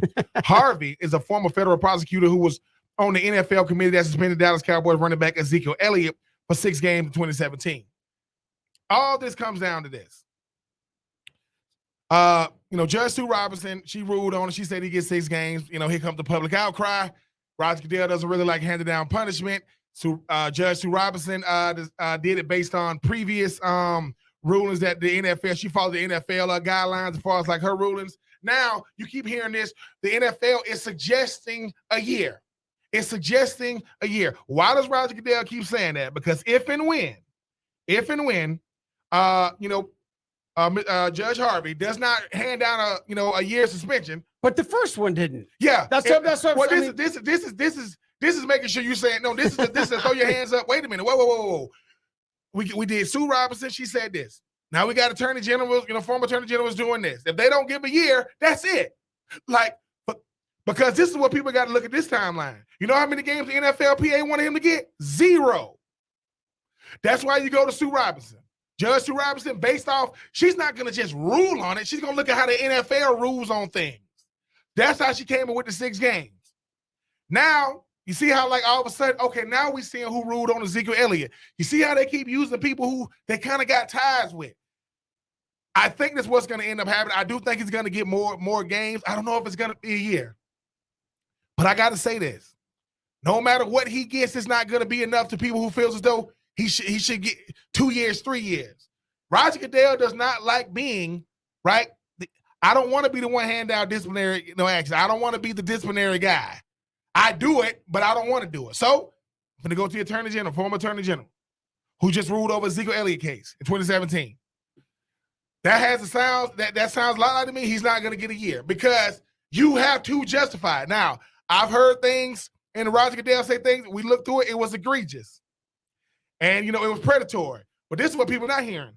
Out of the 24 women that accused Deshaun Watson, they're only looking at 4 of them. They ain't looking at the other 20. They're looking at 4. So as the Deshaun Watson drama turns, Roger Goodell is saying all the things. I'm not saying it's premeditated. Look, it was egregious. It was predatory if you read through some of this stuff. But by going outside of you say, hey, man, my hands are tied. They negotiate this in the CBA. They didn't like how I was disciplining guys. So I'm going to judge. I'm going to Sue Robinson. Y'all didn't like what she said. All right, now I'm going to go to Attorney General Harvey. If you don't like what he says, that's it. It ain't going to be no, well, who else you got, Roger? No, this is it. Whatever happens after this, you're going to have to live with it. I just think in a situation like this, no matter worst case scenario, Deshaun Watson doesn't play a year, he loses $1 million. That's it. Because everybody say he's already been suspended. Wrong. He just didn't play in 2021. He was not suspended, and he got his full salary. He got $10.5 million. He settled with 20 women. He didn't play in 2021. He went to court. Court said, "Hey man, we can't find nothing justifiable to charge him." People go, "Oh no!" So now you go to Sue Robinson. She says 6 games. Nope. Now you got the Attorney General. Whatever he says, that's it. It ain't gonna be no, okay, Roger, let's go to the current Attorney General. It's not gonna keep going. And I'm not justifying Deshaun Watson by no stretch of the imagination. While you think you want outside parties doing stuff, every other person that you give something to, they're gonna look at it different. They're gonna go through the judiciary process. They ain't just making stuff up. But they're gonna go as rule of law. They're gonna go to what the rule of law is. I think he deserves a year. Do I think he's gonna get a year? It's gonna be hard. I don't think he's gonna get it. That's why Roger Goodell keeps saying we suggested a year. Well, we who? The NFL. That's the title of the latest link I clicked on ESPN. It says NFL Commissioner Roger Goodell says evidence calls for at least full year suspension for Cleveland Browns quarterback Deshaun Watson. And then in the story, I believe this is Jeff Legwold, ESPN senior writer, says NFL Commissioner Roger Goodell says the league is seeking a tougher penalty for Deshaun Watson because the quarterback's actions were egregious and predatory behavior in quotes. But like you said, I mean, this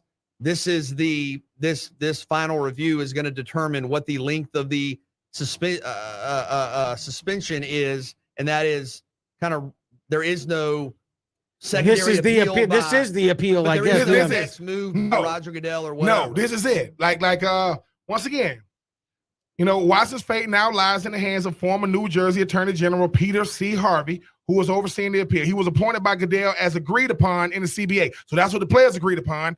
Harvey is a former federal prosecutor who was on the NFL committee that suspended Dallas Cowboys running back Ezekiel Elliott for 6 games in 2017 amid an accusation of domestic violence. Harvey's eventual decision is not subject to further appeal. So once whatever former Attorney General Harvey appeal is, that's it. Because this is the thing. At a certain point, this thing ends. So whatever he does, you got to live with it. Think about what Roger Goodell said, though. He said, oh, man, the NFL wants a year. Well, you could have just gave him a year. No, I don't want to be one over. I don't want to I think this whole thing has been weird where, Roger Goodell gets to pick the guy handling the appeal. I mean, come on.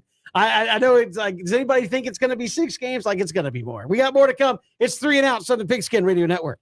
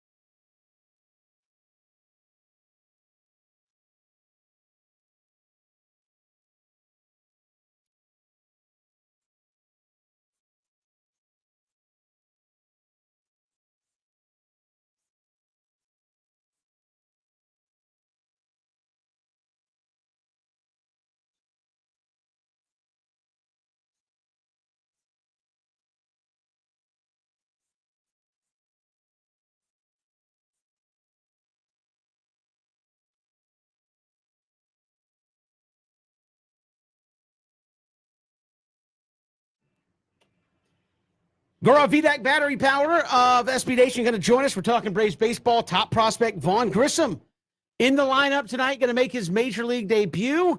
Braves have pulled up a couple of top prospects this year, and Michael Harris seems to be working out so far, so good. Also, D. Orlando Ledbetter, the latest from Falcons camp. And as Ben said, we're going to get the 100 from D. Orlando about who's actually looking good, or are we looking at the second coming of Russell Wilson? Getting those 2012 Russell Wilson vibes out there. Last time we talked to Orlando, Kevin, he told us, quote, Drake London can run the go route. They just won't throw it to him. I'm going to need you to throw him one. Hopefully he's had one thrown to him since then. The offensive line concerns me. There's a lot of reasons for concern at the end of the day. Most importantly, they were almost near the bottom in running the ball, stopping the run, getting after the quarterback. There was a lot of things to have concerns about. We'll address some of those with D. Orlando as the Falcons close in on their first preseason game coming up this weekend. This is 3 and Out all across the Southern Pigskin Radio Network. Gaurav Vidak joins us next.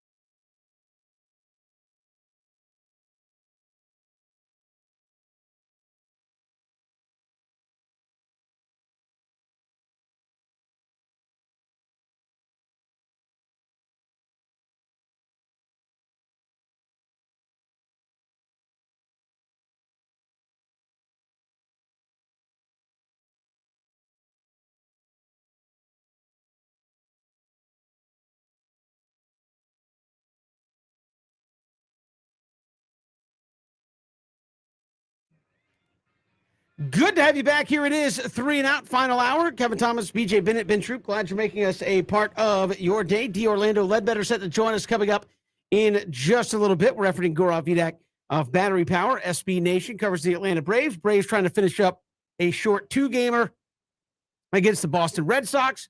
Mets have already won today, so the Braves trying to keep pace. But the big news is Vaughn Grissom gets the call up for the Atlanta Braves, top prospect in the farm system. And we'll get to see another one of these infielders. He's going to play second base, bat ninth tonight, take the field. Michael Harris, top prospect, got the call up earlier. Of course, Austin Riley, Ronald Acuna Jr. We've seen some of these guys over the last couple of years make their appearances. This is a dude that's got 98 plate appearances at Double-A. He's batting .363 this year at Double-A. Having a great start to his Double-A career. So, BJ Bennett, I know sometimes you talk about it. You have guys that are big-time prospects. Sometimes they're just ready. Andrew Jones, I don't think played a whole lot at AAA at all. I think he went Double-A straight to the bigs, and you see that happen from time to time with guys in the major leagues, or getting to the major leagues, I should say. Yeah, let's call it what it is too. I mean, trends have a lot to do with how everything goes, right? It helps a guy like Vaughn Grissom when Michael Harris does what he's doing. I mean, it helps when you look at what Austin Riley has done since he's been called up. I think the thing is too, though, he's feeling a need. The question is always, when do you call a player up? Not that you call him up. I don't know if there's a right time. I think that Ian Anderson got called up, BJ, during the COVID year, and I think his first start was against the Yankees. I think his second start was against the Red Sox and had to play, in the postseason. The only way you're going to learn the game is by being out there. And it's great. I think I saw something to where Grisham was sitting there doing, in the batting cage, and then Michael Harris is over there talking to him, welcoming him in. Nobody's making Michael Harris do that. And then he said that Grisham told him about 5 times, man, I can't believe I'm here. Because I don't know what it's like. Baseball is such a peculiar sport when you talk about, you get drafted and then you got to go, single A, double A, triple A. Certain guys, Kevin, as you let me know, never get called up. Like, there are guys who, no, my life is going to be, minor league baseball. But a guy like Vaughn Grissom, obviously he's doing incredible things. And I said, being able to get called up on the team that they need you, you are a key contributor. You are not the contributor. And I think if you can have a bunch of guys, what they say, I don't want to have a superstar role. I just want to be a superstar in the role that I have. I don't got to be Ronald Acuna. Nobody's him. You think, listen, you don't think Ronald Acuna went over to Austin Riley and say, boy, keep hitting them home runs, boy, 212 million, boy, I appreciate it. It's like, and that's what make a good team. When you're rooting, and everybody has a skill set. Looking forward to seeing them. But you say Kevin batting ninth, in the order, go out there and be yourself. And I think because they're asking you to come up for your glove and whatever you can give us at the plate as a bonus, I think that makes the transition a little bit easier. And talented player, and correct me if I'm wrong, Kevin, I would assume if he's batting ninth, he's batting in between Michael Harris and Ronald Acuna. So should be getting some good, that's a great spot to be productive. Sure. And I think with the confidence he has right now, the way he's swinging at the plate, again, almost 370 at Double-A, and had a home run not long ago at Double-A. Ben, you mentioned his defensive ability. Obviously, you play middle infield, turning double plays. I mean, you're going to have a lot of action. He's more than capable there. I'm excited. And not only did you mention you're coming into a team with other stars, right? Acuna and I mean, Riley may be the MVP favorite with the way he's playing. I know Goldschmidt is obviously doing his thing with the Cardinals, but I mean, Riley again last night, Dansby continuing to do his thing. I mean, it's Dansby hit a 2-run home off of DeGrom. That's man. right. It's nice. You're coming to a team that matters. Not only are you being called up on a team that's very good, you're coming to a team that right now is number 1 in the wild card spot. And listen, you might not win the East, but at the end of the day, it's about getting in the playoffs. At the end of the day, it's about getting in the tournament. And right now, Atlanta's in a great position to do that. I think even with their relative recent slide, they're 4 games up for the number 1 wild card spot, and that matters. Teams go from the wild card to the next round to the World Series. This is the defending World Series champion. You are coming up and are in the starting lineup for the champs, for a team that right now is in an important stretch. I mean, you're playing Boston tonight. I know Boston has taken a little bit of a step back, but you're starting in Fenway Park tonight. You're starting for a team that is, vying in the wild card. I mean, the Phillies have been red hot. The Obviously, the Padres have gone out and done everything they can do.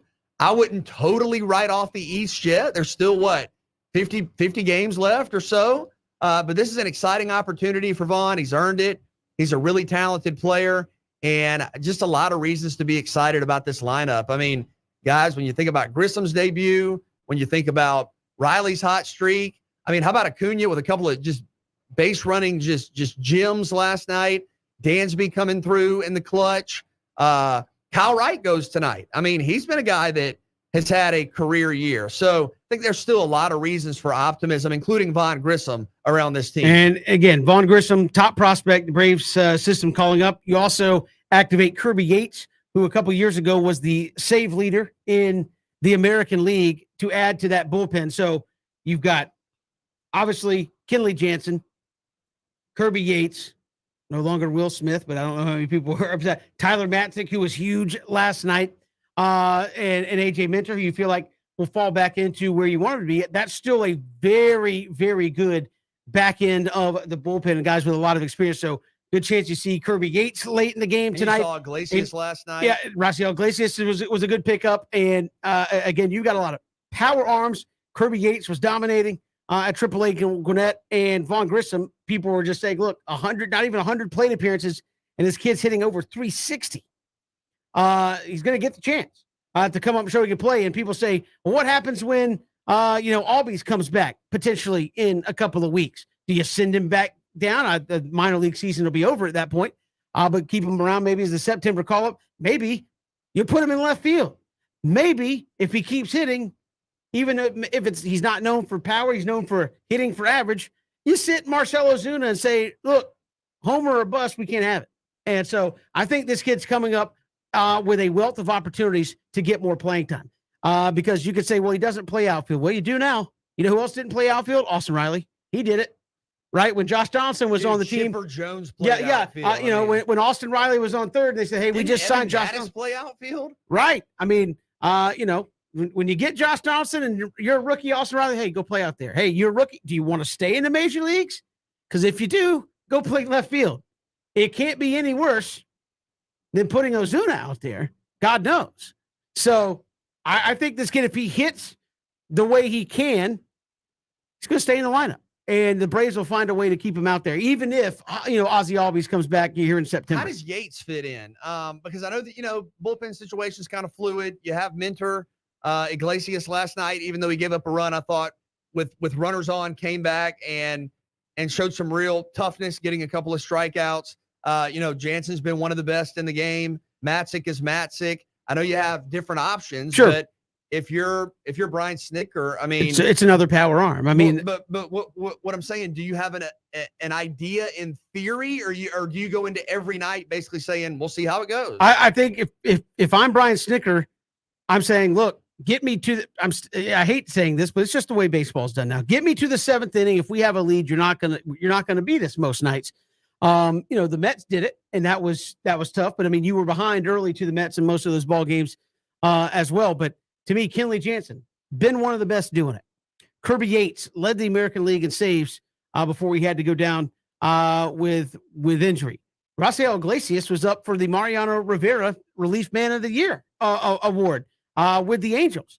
And then you know what Matzik and AJ Minter can do and have done for the Atlanta Braves. So to me, you've got options. You've got guys who can bring the power, can bring the filth, can bring the nastiness at the back end of the bullpen, and you've gotten rid of Will Smith, who outside of, and again, as Ben said earlier, you can't just dismiss what Will Smith did in the postseason, especially, but in the regular season, he was average to poor, and now you've replaced him essentially with Kirby Yates, Raciel Iglesias, who are power arms, who can go up there and get after you. I do wonder, and I guess this is the question I was thinking about. I mean, because we've seen Minter become more of I know in the past he was a closer, then he was the setup. Matzik is obviously, whenever it's crunch time, he comes in. I mean, in theory, is it Kirby Yates in the 7th, Raciel Iglesias in the 8th, Kenley Jansen in the 9th in a perfect world? And if you need lefties, Minter and Matzik are there to get the key outs. I think that could be. I'm interested to see how Brian Snitker handles it. Again, this is day one with some new toys, right? Yep. Yeah, with some new weapons Yep. At your disposal. So how does he do it? I know the Braves going back to Bobby Cox, and Bobby Cox has kind of laid the groundwork when he had Freddie Gonzalez, and Brian Snitker certainly been in the Braves organization, studied at the feet of Bobby Cox. Again, this is typical Braves. Hey, we're calling you up. You're in the lineup. We didn't call you up to sit the bench and mess around. You're not going to get to be all nervous for 2 days before you know you're in the lineup. I would not be surprised if you see Kirby Yates out there tonight, even if it's not close or what. Hey, you're back in the big leagues, coming back from injury. You're out there. Go pitch. So I think Brian Snitker's probably eager to see what these guys can do as well. But you've got new weapons at your disposal, and I think you've gotten, power arms. What is baseball becoming? Give me a lead, and I'm going to come out here with guys that throw upper 90s and throw disgusting breaking stuff and see what you can do with that. And that's not just the Braves formula. Look around baseball. How many dudes come in the 8th and 9th inning and throw 102? A lot of guys do now. So I think if I'm Brian Snitker, I don't know if you have the guy that can quite do that, but you have guys that can come in and throw hard and throw disgusting breaking stuff and get guys out. And you've added more of those guys. I think Will Smith was kind of more of a finesse guy. I don't know how many finesse guys you have at the back end. These are guys coming in trying to sling it, as hard as they can and make you hit it. So I think the back end got, to me, a little bit more built on the dominating side, especially with the lead. I'm excited to see what they can do now that you have it at your disposal. And again, Vaughn Grissom, I think it's one of those things. You've had less than 100 plate appearances. If you think you know what he's going to do against big league pitching, you have no idea. You don't. You see the upside, you see the potential, but roll him out there and let's see what happens. Right? Yep. Good sign that he got there, and he's already working out with Ron Washington, getting to work in. Then when you debut in the pros, and I know it's different, Vaughn Grissom's been a pro athlete. Obviously, he's been, in the minor leagues, but advice for tonight, man, your first, how do you, whether it's been Michael Harris or whoever it's been, whether it's been Spencer Strider, how do you maintain your focus? How do you kind of take it all in when you step on that biggest of all stages? And you're in one of the most famous venues in the history of baseball. So. The best thing to do is not be afraid to make a mistake. I think when you go out there trying to be mistake free, you ain't breathing, and you put yourself in a position to make more mistakes. And the greatest thing about a guy, like Vaughn is he got guys close to his age. Michael Harris, he's only been in the bigs 3 months. He ain't been in the bigs that long. He ain't playing like he been in the bigs 3 months. But you need guys young enough to understand the situation, because they was just Michael Harris is no longer a new guy. Right now it's Vaughn. Hey, Mike. You go, yeah, I got it. A guy that's 21 going to be, mentoring a guy that's 21. But at the end of the day, man, just enjoy this moment. Enjoy the fact that most guys are never, ever going to get called up. It's a rare opportunity. And think about what Snit has done. You were saying, so you're telling me the core of your team is in their 20s. Olsen, Albies, you got Ronald Acuna, you got Michael Harris. Now you're finna have Vaughn Grisham. You got Austin Riley. And these guys are here to 2027, 2028, 2029. Every league is a young man's league, not just football. It's baseball, basketball. The younger you are and the better you are makes it so that we can go out there and build. Young guys, they just happen to be the older guys. They want their money because they know the clock is ticking. So I think that when you look at the fact that a guy like Vaughn Grisham, he can just go, once again, he's there for his glove. Whatever you give us at the plate. Because what we say, Kevin, about Austin Riley when he first got there, hey, man, he hitting bombs. How good is he at third base? Now he's 30 for 30. 30 home runs in 2021. He's already at 30 and counting in 2022. So I'm wishing all the best for Vaughn Grisham, and I think he just goes out there, man. You only have one first day. And every day thing, you only got one first day. Go out there and make it happen, man. And I think more of these guys are more ready to step in into a major league lineup than ever before. You've seen a lot of guys step in. Maybe it's just what we see and hear about, but a lot of these kids, if they're top prospects, have been playing in Major League Ball, but you see perfect game expeditions and stuff like that. Am I saying that right? Exhibitions. I think expedition is something different. But anyway, perfect game exhibitions out there where they're playing in Major League ballparks at 16, 17, 18 years old. So some of that, I think they kind of get accustomed to is like, hey, I'm here. It's my time to do what they drafted me to do. So I'm interested to see what the kid can do tonight. He's in the lineup batting ninth. Falcons coming up later this week. They get underway for 2022. All kinds of issues with the Falcons. D. Orlando will tell us where we need to be looking come this weekend. He'll join us next. It's 3 and Out, Southern Pigskin Radio Network.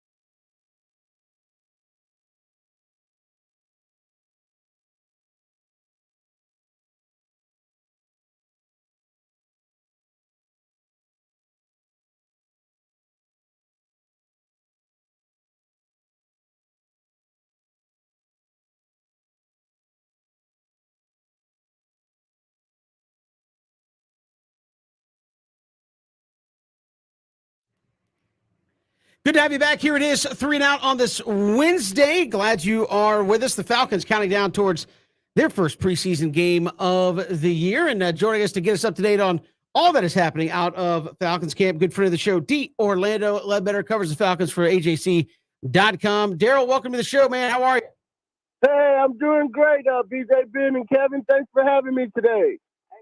We appreciate you coming on and joining us. I guess off the jump, for folks that aren't at practice every day, what do you expect to see coming up in preseason game number 1? We've mentioned it before. Starters didn't play hardly at all. In some cases, not at all last year in the preseason.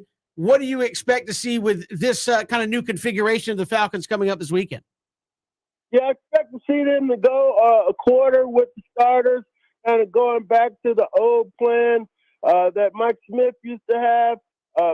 Play them a quarter the first game, 2 quarters the second, and then the third game, come out in the third quarter and then get them out of there. And then in the fourth game, you didn't play at all. So we don't have a fourth game anymore. So we definitely want to see them. I think they're going to play a quarter this game, maybe 2 quarters this next, and then bring them back for halftime in that third game. Or they might not play them that much in that third game, depending on how things go in the first 2.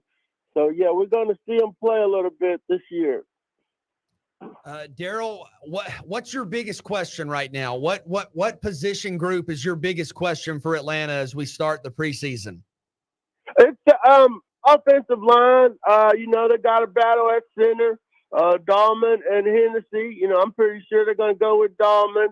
Left guard, Elijah Wilkinson beat out Jalen Mayfield thus far. And Caleb McGarry has held off German Affetti thus far. And so that's basically 4 of the same guys. You might have 2 new starters in there. So, maybe that does improve the line. Is Elijah Wilkinson an upgrade over Jalen Mayfield? And is Drew Dahlman an upgrade over Matt Hennessy? That'll be a telling factor in if the team's going to be able to run the football and protect the quarterback this year.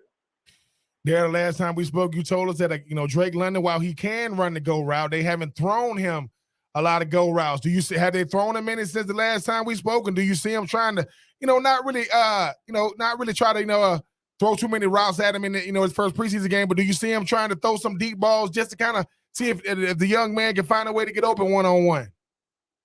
Yeah, I haven't seen the deep ball to him. A lot of crossers and in cuts for him. And outbreaking stuff to the sidelines. It's clear they're going to try to use them like Mike Evans and the Tampa offense. And they got the speedy guys, Batson and the kids going to get the deep balls right now. Patterson's spending a lot of time in his backfield. So, he's not running the go routes yet, Ben, but, that could be coming for sure. How would you describe the receiving core? Period. Is it dangerous? Do they have guys that can be dangerous? I know we talk a lot about Kyle Pitts, got a lot of yards last year, 1 touchdown. I mean, who's the most dangerous guy for this Falcons receiving unit? Yeah, Pitts, Drake is going to be steady. The Brian Edwards kid's going to be steady. Just as far as flat-out burners, I think Patterson is going to be your best bet on going running 9 routes and stuff. And then Zacchaeus and Cameron Batson, they have some speed. Demir Bird has some speed. One of the undrafted guys, Stanley Berryhill from Arizona, has looked good in camp. So, they got some playmakers over there. The good old days of Roddy White and Julio Jones and Calvin Ridley are over. But you do got a tight end that can get down the field and make it happen, and you got Cordarrelle Patterson right now. Is the expectation that this cornerback group is going to be a strength? I mean, we know about A.J. Terrell. You talk about Casey Hayward. I know you have some guys that are versatile on the back end that can kind of play, hybrid safety corner depending upon the situation. When you look at the depth chart, is it fair to expect the cornerback group to be a strength of this team? Yeah, I think so. And given their best light, you're going to need 4 corners. And Isaiah Oliver's coming back, getting more action. So, he can play nickel. So that gives you 3. Darren Hall has looked pretty good, so that gives you 4. So you're feeling pretty good about that position. Both of those guys played nickel. Then Mike Ford, the special teams guys look pretty good in there also, and D. Alford. So you got 6. So, they just got to go out and play. You got 6 right there, and then there's a couple more that are doing pretty good. Valentine's back there doing pretty good. So they went out and did a good job of scouting and filling out the roster at the quarterback position. So, there probably won't be receivers just running downfield wide open like we've seen over the last few years. Dale, I know this time of year you got guys playing out of position, trying to make squads, trying to, find a way to just get noticed, maybe not be by the team they're on to make the team, but they're giving full effort. Felipe Franks, this time last year, he was trying to, make the team as a quarterback. Now he's out there playing tight end. I'm seeing him on special teams. What have you seen out of Felipe? Seeing what he's trying to be, whatever they need him to be at this point? Yeah, no question, Ben. He looked good running the route. And at first he was having problems catching the ball, but now you're seeing him catching the ball and pulling it, with his hands and everything. So he's looking like a tight end. He's looking the part here in practice. Now we get to see him against some live action and see if he can handle that. But, the last couple of days he spent some time at quarterback just in case, the game gets out of hand or they're winning big and they need to run out the clock and stuff or they had him working on some 2-minute stuff at the end, throwing the ball to the sidelines to get out of bounds, because they're going to try to get out of bounds and, get a field goal or something. But, he looks pretty good actually at tight end. And I'm very interested to see how he does in live action. The Orlando Ledbetter, AJC.com covers the Atlanta Falcons. And Daryl, how do you judge the new guys? And by new guys, the Desmond Ritters, the Drake Londons, the Troy Andersons, Eva Kites, guys like that, because Ben and I laugh all the time. You look around and, look at the Jordan Davis video. He's a beast. And Trayvon Walker got a sack in his first preseason game. How do you kind of judge these guys in their first action and not, I guess, get susceptible to the hype in a preseason game? Yeah, no question about it. You just, you want some things that transfer, and you want to see it. If you get into the quarterback against the first team tackle, that's a good sign for Arnold Ebiketie or D'Angelo Malone or Audio Gunderjay. So you want to see that, but you don't want to get too hyped about it if he's playing some bum tackle that's not going to be on the roster in a couple of weeks. So you got to always look at the matchup. You want to see production and then a matchup. And if it's a matchup that, bodes well for NFL level play, then that's a good good clip, a good piece of work by that player. I know there are a lot of talented young players at edge rusher. What are your expectations for Lorenzo Carter? What is there a sack number that you're looking at that would say, okay, this is success, this is improvement for the unit, and what's fair, I guess, to expect? Well, if he's starting at that position, you want to start at double-digit sacks. So he's starting at right outside linebacker in this defense. That's your LT spot. So you need to see him getting 10 sacks. And they need to get a push up the middle to push some of them out to him. So, if he's going to be out there, you're going to need him to produce and not just be solid. He's been solid in New York, has some, had, I think, a 7-sack season. But, this might be a better team, a better situation for him than he's been in with the Giants. So, it's not out of the realm of possibility that he can get to double-digit sacks. And the thing about this defense, right? Every single year is the same thing. Got to get to the quarterback. D coordinator. Atlanta. He went on a rant talking about I don't like the fact that people be trying to make it seem as if we haven't had good defense of the past. BJ just mentioned Lorenzo Carter. Obviously, Grady Jarrett signed another extension. Ebiketie is going to probably be on the other outside. Can this defense this year do it by committee? I know you expect Lorenzo Carter to give you double-digit sacks. Can they consistently, get off the field on third down and force the quarterback to make quicker decisions? Yeah, that's it looks a lot better, Ben. It looks, they haven't, go live. They had pads, but they're not tackling. But Grady's beating Elijah. Tyquan's doing pretty good on his side. Linebackers are looking good. Walker and Evans. So it's a lot of potential out there for this unit to, max out this year. So it looks a lot better. They're not out of place. They're not making the mistakes they were making last year. So it's just a matter of, if it's going to be good enough to be a middle of the pack defense or a top 10 defense, like the coach Dean Pease has said. The Falcons have only had one top 10 defense in the last 20 years. And that was 2017, Marquand Manuel. And then for some reason, Dan Quinn fires him. So, it's been a hot mess, but yeah, he's and Coach Dean has had 9 top 10 defenses in the 13 years he been a coordinator. Last year was his lowest season at 26. It seems like they got a lot of work to do on that side of the ball, no doubt. D. Orlando Ledbetter joining us here on 3 and Out. Obviously, people get intrigued with the quarterbacks. What have you seen from Mariota, Desmond Ridder, as those two guys? I mean, Marcus Mariota, I think we looked up, has thrown, 11 competitive passes in 2 years in the National Football League. What have you seen from the two guys vying for some kind of playing time here with the Falcons? Yeah, I see Mariota settling underneath a lot. I saw 4 or 5 guys open deep today, didn't throw it to him. He did put one out there for Zaccheaus that Zaccheaus dropped. Ritter's a little bit more of a gunslinger. He'll push it down the field. And when he gets in there, expect some shots against the Detroit Lions. I don't know if he's thrown into coverage or not, but he's going to put it up. So that's what I'm seeing.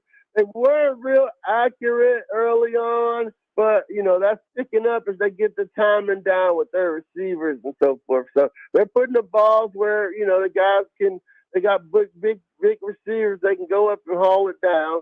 And they're got to work on their deep shot.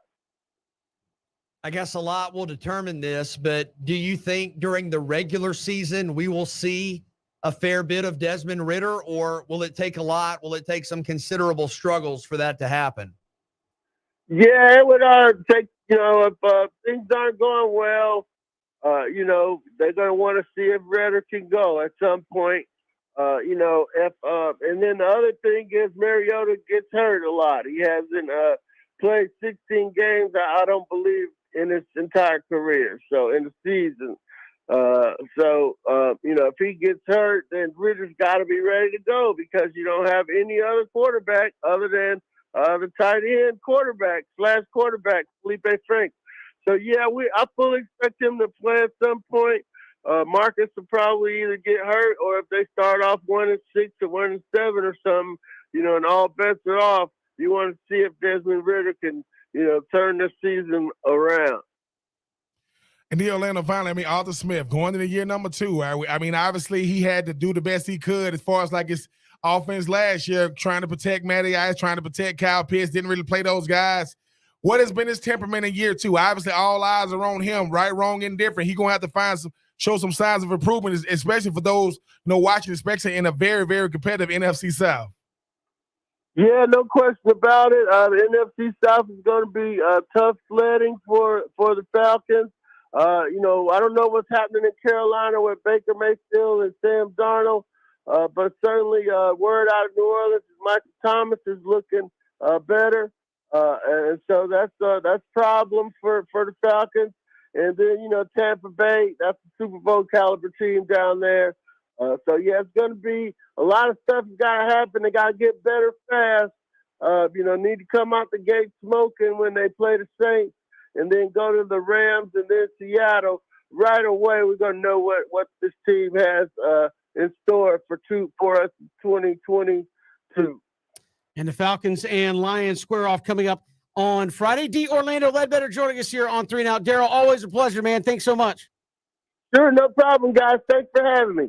D. Orlando Ledbetter joining us. Falcons and Lions preseason game number 1 for them. And as he said, look, they got a lot of things to work on. Dean Pease been a heck of a defensive coordinator, but he's got work to do. Obviously, I mean, I appreciate double-digit sacks for Lorenzo Carter. Forgive me if I say I believe it when I see it with this Atlanta Falcons team, who we've been talking about rushing the quarterback for 15 years. Y'all may have talked about this already over the last couple of months, but I was just thinking about this when we were kind of theorizing, okay, what if it's 1-7? What if it's 1-5? I mean, I'm asking y'all this honestly, and I say this to the Jacksonville Jaguars fan, understanding that picking in the top 5 every year doesn't guarantee anything. A lot of the times when you pick in the top 5, the next year you're in the top 5, and the next year you're in the top 5. But do you think there will be an element of the fan base, given that Bryce Young's out there, given that CJ Stroud is out there, if things don't go well and you're 1-4, do you think there will be people looking around that early going, yeah, I'm looking at Bryce Young and CJ Stroud, and not that I'm rooting for us to lose, but if we're not going to be good, maybe it benefits us to not be even close to good. I mean, do you think there will be fans that think like that? I think it's fans think like that right now. I think regardless of what the Falcons, it's going to be really, really hard for the Falcons to contend in 2022 because you got a bunch of guys in positions they've never been in. I mean, think about it. What was Michael Vick's biggest thing when he was with the Falcons? He never made it 16 games because he was a dual threat quarterback. Marcus Mariota hasn't played in a long time, never played in 16 games. Cordell Patterson is the starter at running back listed. You got Drake London, who was the first receiver taken over Olave, and company, over, Garrett Wilson and Traylon Burks and so on and so forth. You got a receiving core that has a bunch of guys that's never ever been headliners. And Brian, Brian and those guys, and you talk about Alden Tate. So yes, BJ, I do think it's going to be Brian Edwards. It's going to be a bunch of guys, a bunch of fans. That's because you don't want to be bottom feeders. I don't think we fully appreciate what Matty Ice brought to the table. Matty Ice, you already knew was going to be consistent. Good offensive line, bad offensive line. What a bunch of superstars around him, one superstar around him. But yes, Marcus Mariota knows he is not the future. He is the present right now. Desmond Ridder, hey man, they got you in the 3rd round, and they got a quarterback that also plays tight end. That doesn't really give a lot of confidence when you see what New Orleans did in the offseason. You see Tom Brady got freaking Julio. He got 2 former Falcons down there, Julio and Gage. Let's go along with Godwin. Let's go along with Mike Evans. Let's go along with Kyle Rudolph. Let's go along, with Leonard Fournette. Don't even get me started. So I just think, yes, they're going to be trying to get a quarter because BJ, nothing makes a fan base think they're going to win more than what Joe Burrow just did. They think, oh, man, we can just get a Joe Burrow. Not happening. That was fluky-ish. I'm not saying that Cincinnati ain't good, but you think you finna go from the 1st overall pick to the 5th overall pick to the Super Bowl? Man, I ain't saying it can't happen because we've seen it, but that's a rarity. I just think that, yes, Falcons faithful right now is saying, hey, man, go all in for CJ Stroud, go all in for Bryce Young, go all in for anybody in the current crop of quarterbacks we got right now. We've got more to come. Here it is, 3 and Out, all across the Southern Pigskin Radio Network. Love to hear from you on Twitter at Pigskin Radio. We're streaming live as well, ESPNCoastal.com, and on Facebook, Twitter, and YouTube.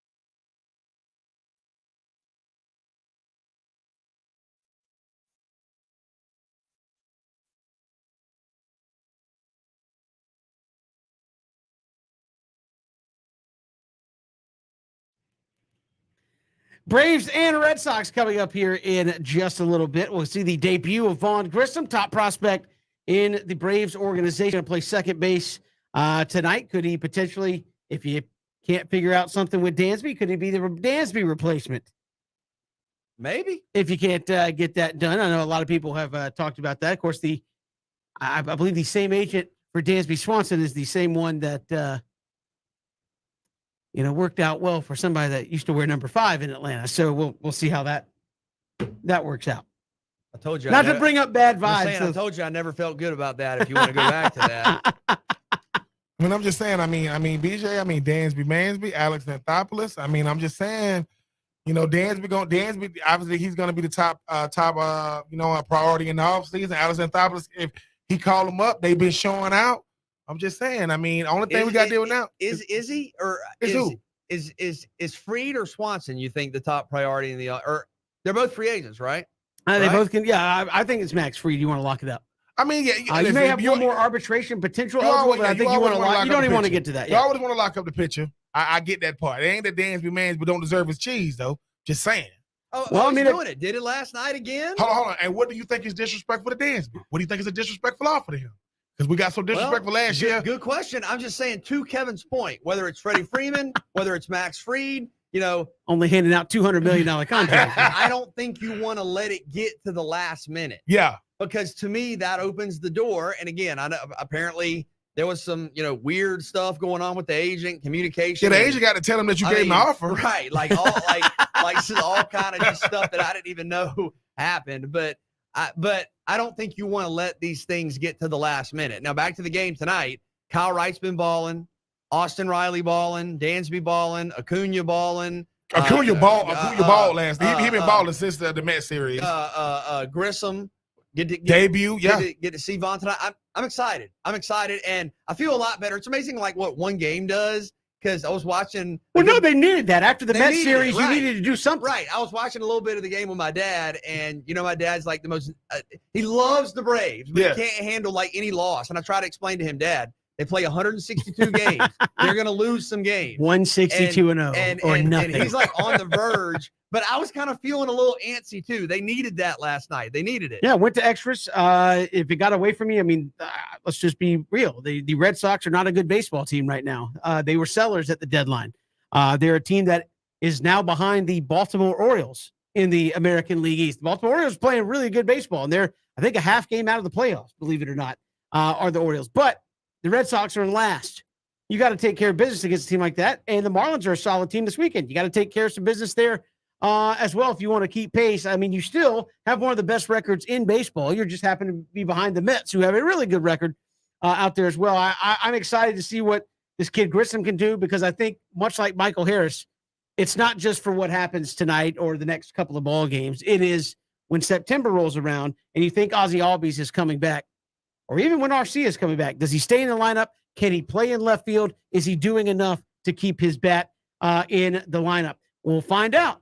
Coming up here in just a little bit. Appreciate D. Orlando Ledbetter joining us. Clay Helton, Georgia Southern head football coach, joined us. Shane Beamer, South Carolina head football coach, joined us back in hour number 1. Rich Stiles for joining us as well. If you missed any of that, ESPNCoastal.com. Go to our YouTube page at ESPN Coastal on YouTube, and you can catch all of those interviews right there at ESPN Coastal on YouTube. We'll see you tomorrow. Braves and Red Sox coming up next.